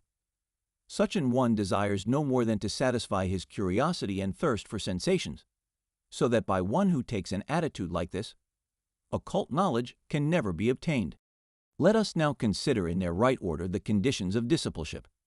It should be emphasized that the complete fulfillment of any one of these conditions is by no means demanded, but only the effort to gain such fulfillment. No one can at first reach these high ideals, but the path which leads to their fulfillment may be entered by everyone. It is the will that matters, the attitude taken when entering the path. 1. The first condition is the directing of the attention to the advancement of bodily and spiritual health. Of course, discipleship does not in the first place depend on the health of a man, but everyone can endeavor to improve in this respect, and only from a healthy man may proceed a healthy perception. No occult teacher would refuse a man who is not healthy, but it is demanded that the pupils should have the desire for a healthy life. In this respect, he must attain the greatest possible independence. The good counsels of others, which, though generally unsought, are received by everybody, are as a rule superfluous. Each must endeavor to take care of himself. From the physical aspect, it will be more a matter of warding off harmful influences than of anything else. For in carrying out one's duty, one has often to do things which are disadvantageous to health. One must learn how, at the right moment, to place duty higher than the care of health, but with a little goodwill. What is there that cannot be omitted? Duty must in many cases be accounted higher than health, indeed, if need be, higher than life itself. But the disciple must never put pleasure as high as either one of these. Pleasure for him can be only a means to health and life, and in respect to this, it is absolutely necessary that we should be quite honest and truthful with ourselves. It is of no avail to lead an ascetic life so long as it is born of motives like those that give rise to other enjoyments.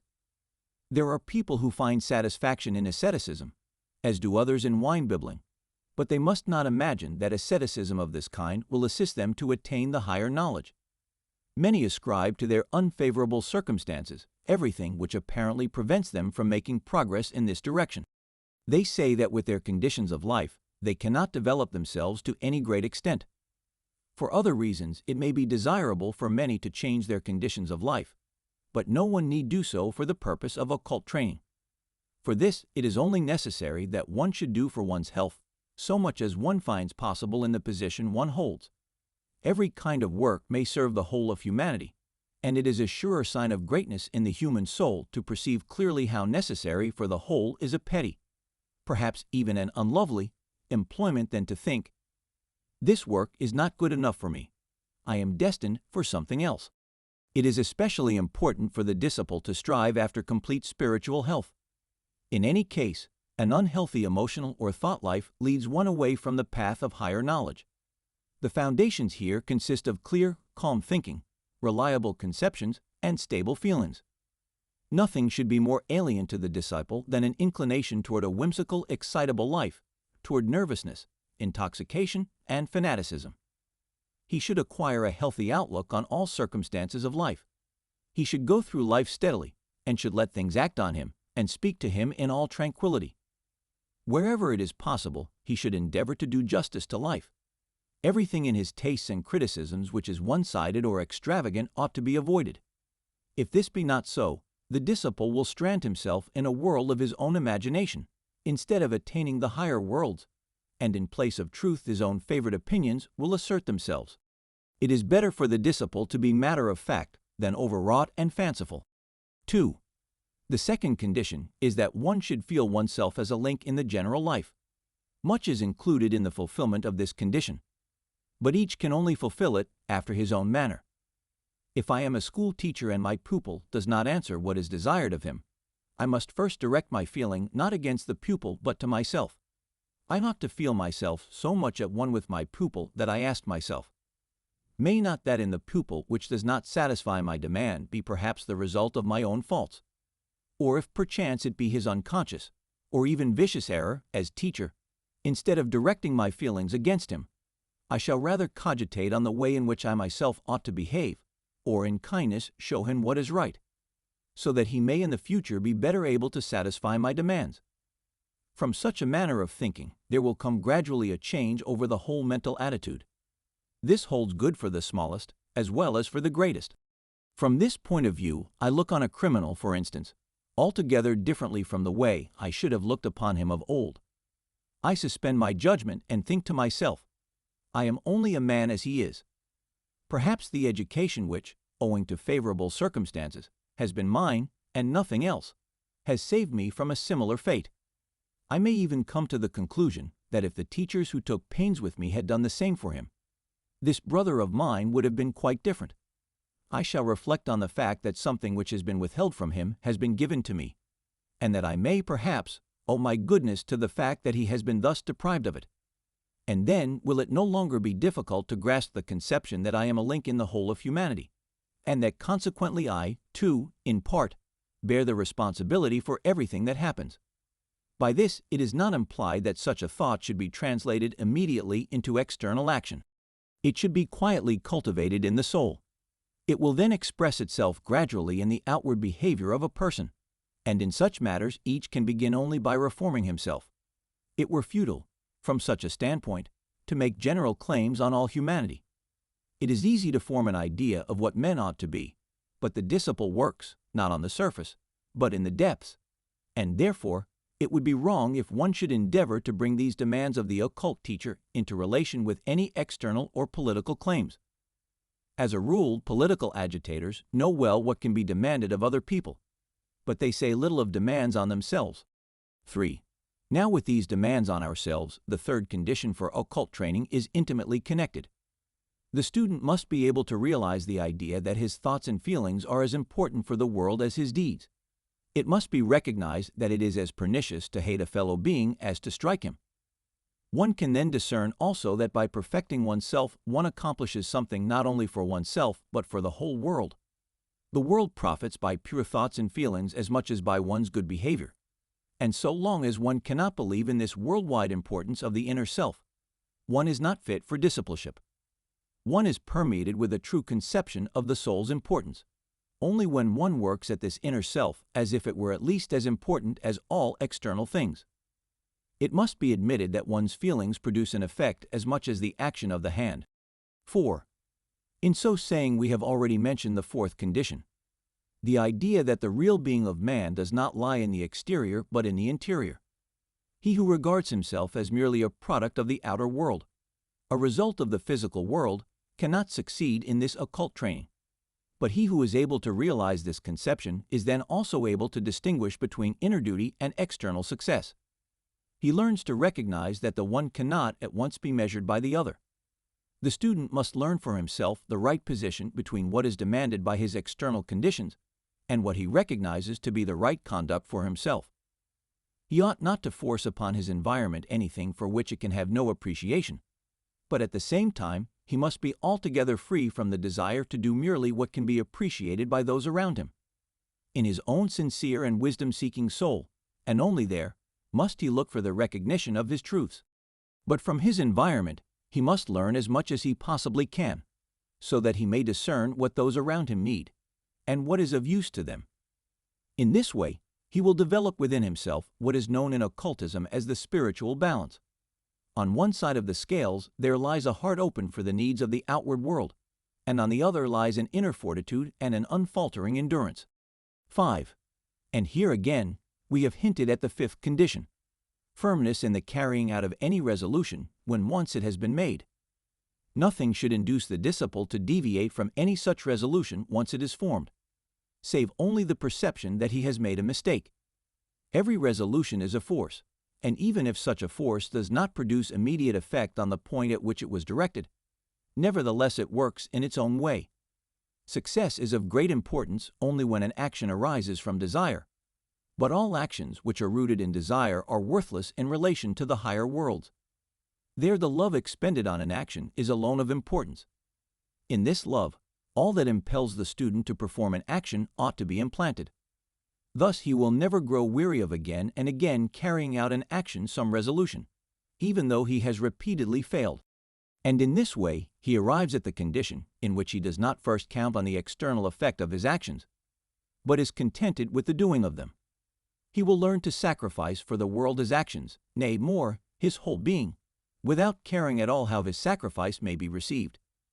He who wishes to become a disciple must declare himself ready for such a sacrifice, such an offering. 6. A sixth condition is the development of a sense of gratitude with regard to everything which relates to man. One must realize that one's existence is, as it were, a gift from the entire universe. Only consider all that is needed in order that each of us may receive and maintain his existence. Consider what we owe to nature and to others than ourselves. Those who desire an occult training must be inclined toward thoughts like these, for he who cannot enter into such thoughts will be incapable of developing within himself that all-inclusive love which it is necessary to possess before one can attain to higher knowledge. That which we do not love cannot manifest itself to us, and every manifestation must fill us with gratitude, or we ourselves are not the richer for it. 7. All the conditions here set forth must be united in a seventh, to regard life continually in the manner demanded by these conditions. The student thus makes it possible to give to his life the stamp of uniformity. All of his many modes of expression will in this way be brought into harmony and cease to contradict each other, and thus he will prepare himself for the peace which he must attain during the preliminary steps of his training. If a person intend earnestly and sincerely to fulfill the conditions mentioned above, he may then address himself to a teacher of occultism. The latter will then be found ready to give the first words of counsel. Any external formality will consist of giving to these conditions a complete expression, a knowledge of which can only be imparted orally to each individual candidate. Since everything interior must manifest itself in an exterior way, they teach a very important lesson. Even as a picture cannot be said to be here, when it exists only in the brain of the painter, so too, there cannot be an occult training without an external expression. External forms are regarded as worthless by those only who do not know that the internal must find expression in the external. It is true that it is the spirit and not the form that really matters. But just as the form is void without the spirit, so would the spirit remain inactive as long as it could not create a form. The stipulated conditions are so designed that they may render the disciple strong enough to fulfill the further demands which the teacher must make. If he be faulty in the fulfillment of these conditions, then before each new demand he will stand hesitating. Without this fulfillment, he will be lacking in that faith in man which it is necessary for him to possess.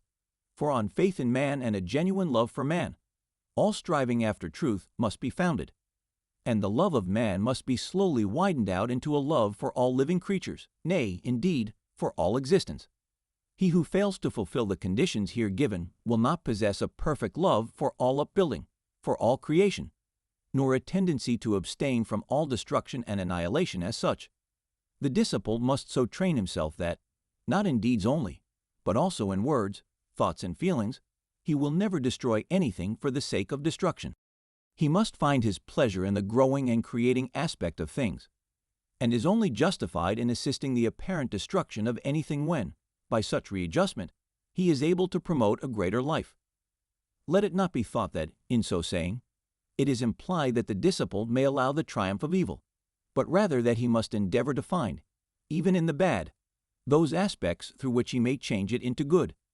He will see more and more clearly that the best way to combat imperfection and evil is by the creation of the perfect and the good. The student knows that nothing can come from nothing, but also that the imperfect may be changed into the perfect. He who develops in himself the tendency to create will soon find the capacity for facing the evil.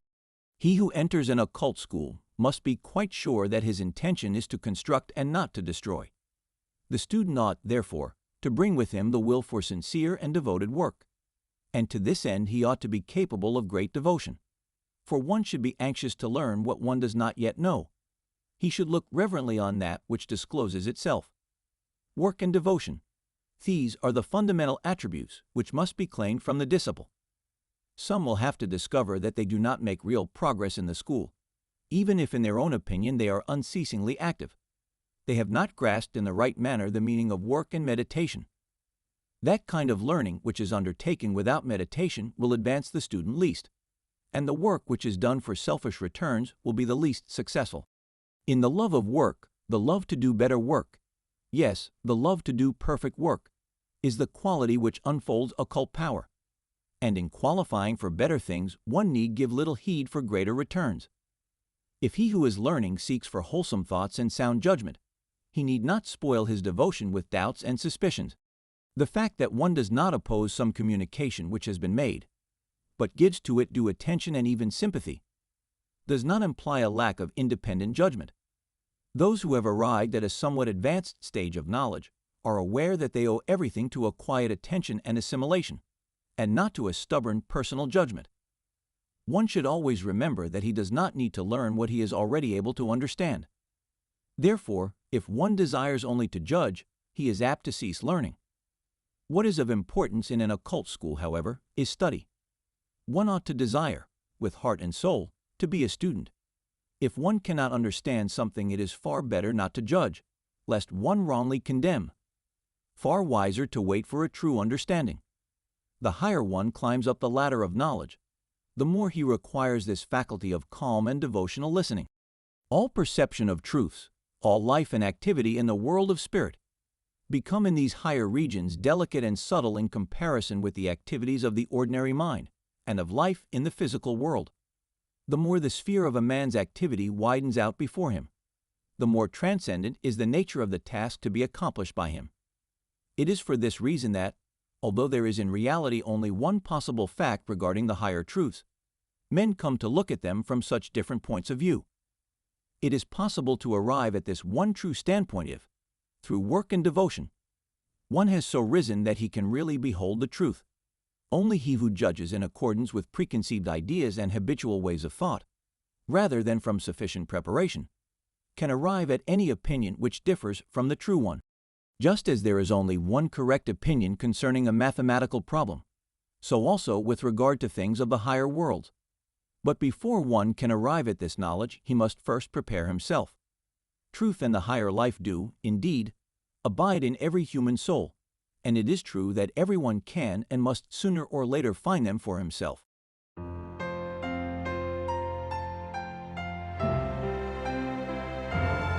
Thank you for staying with us.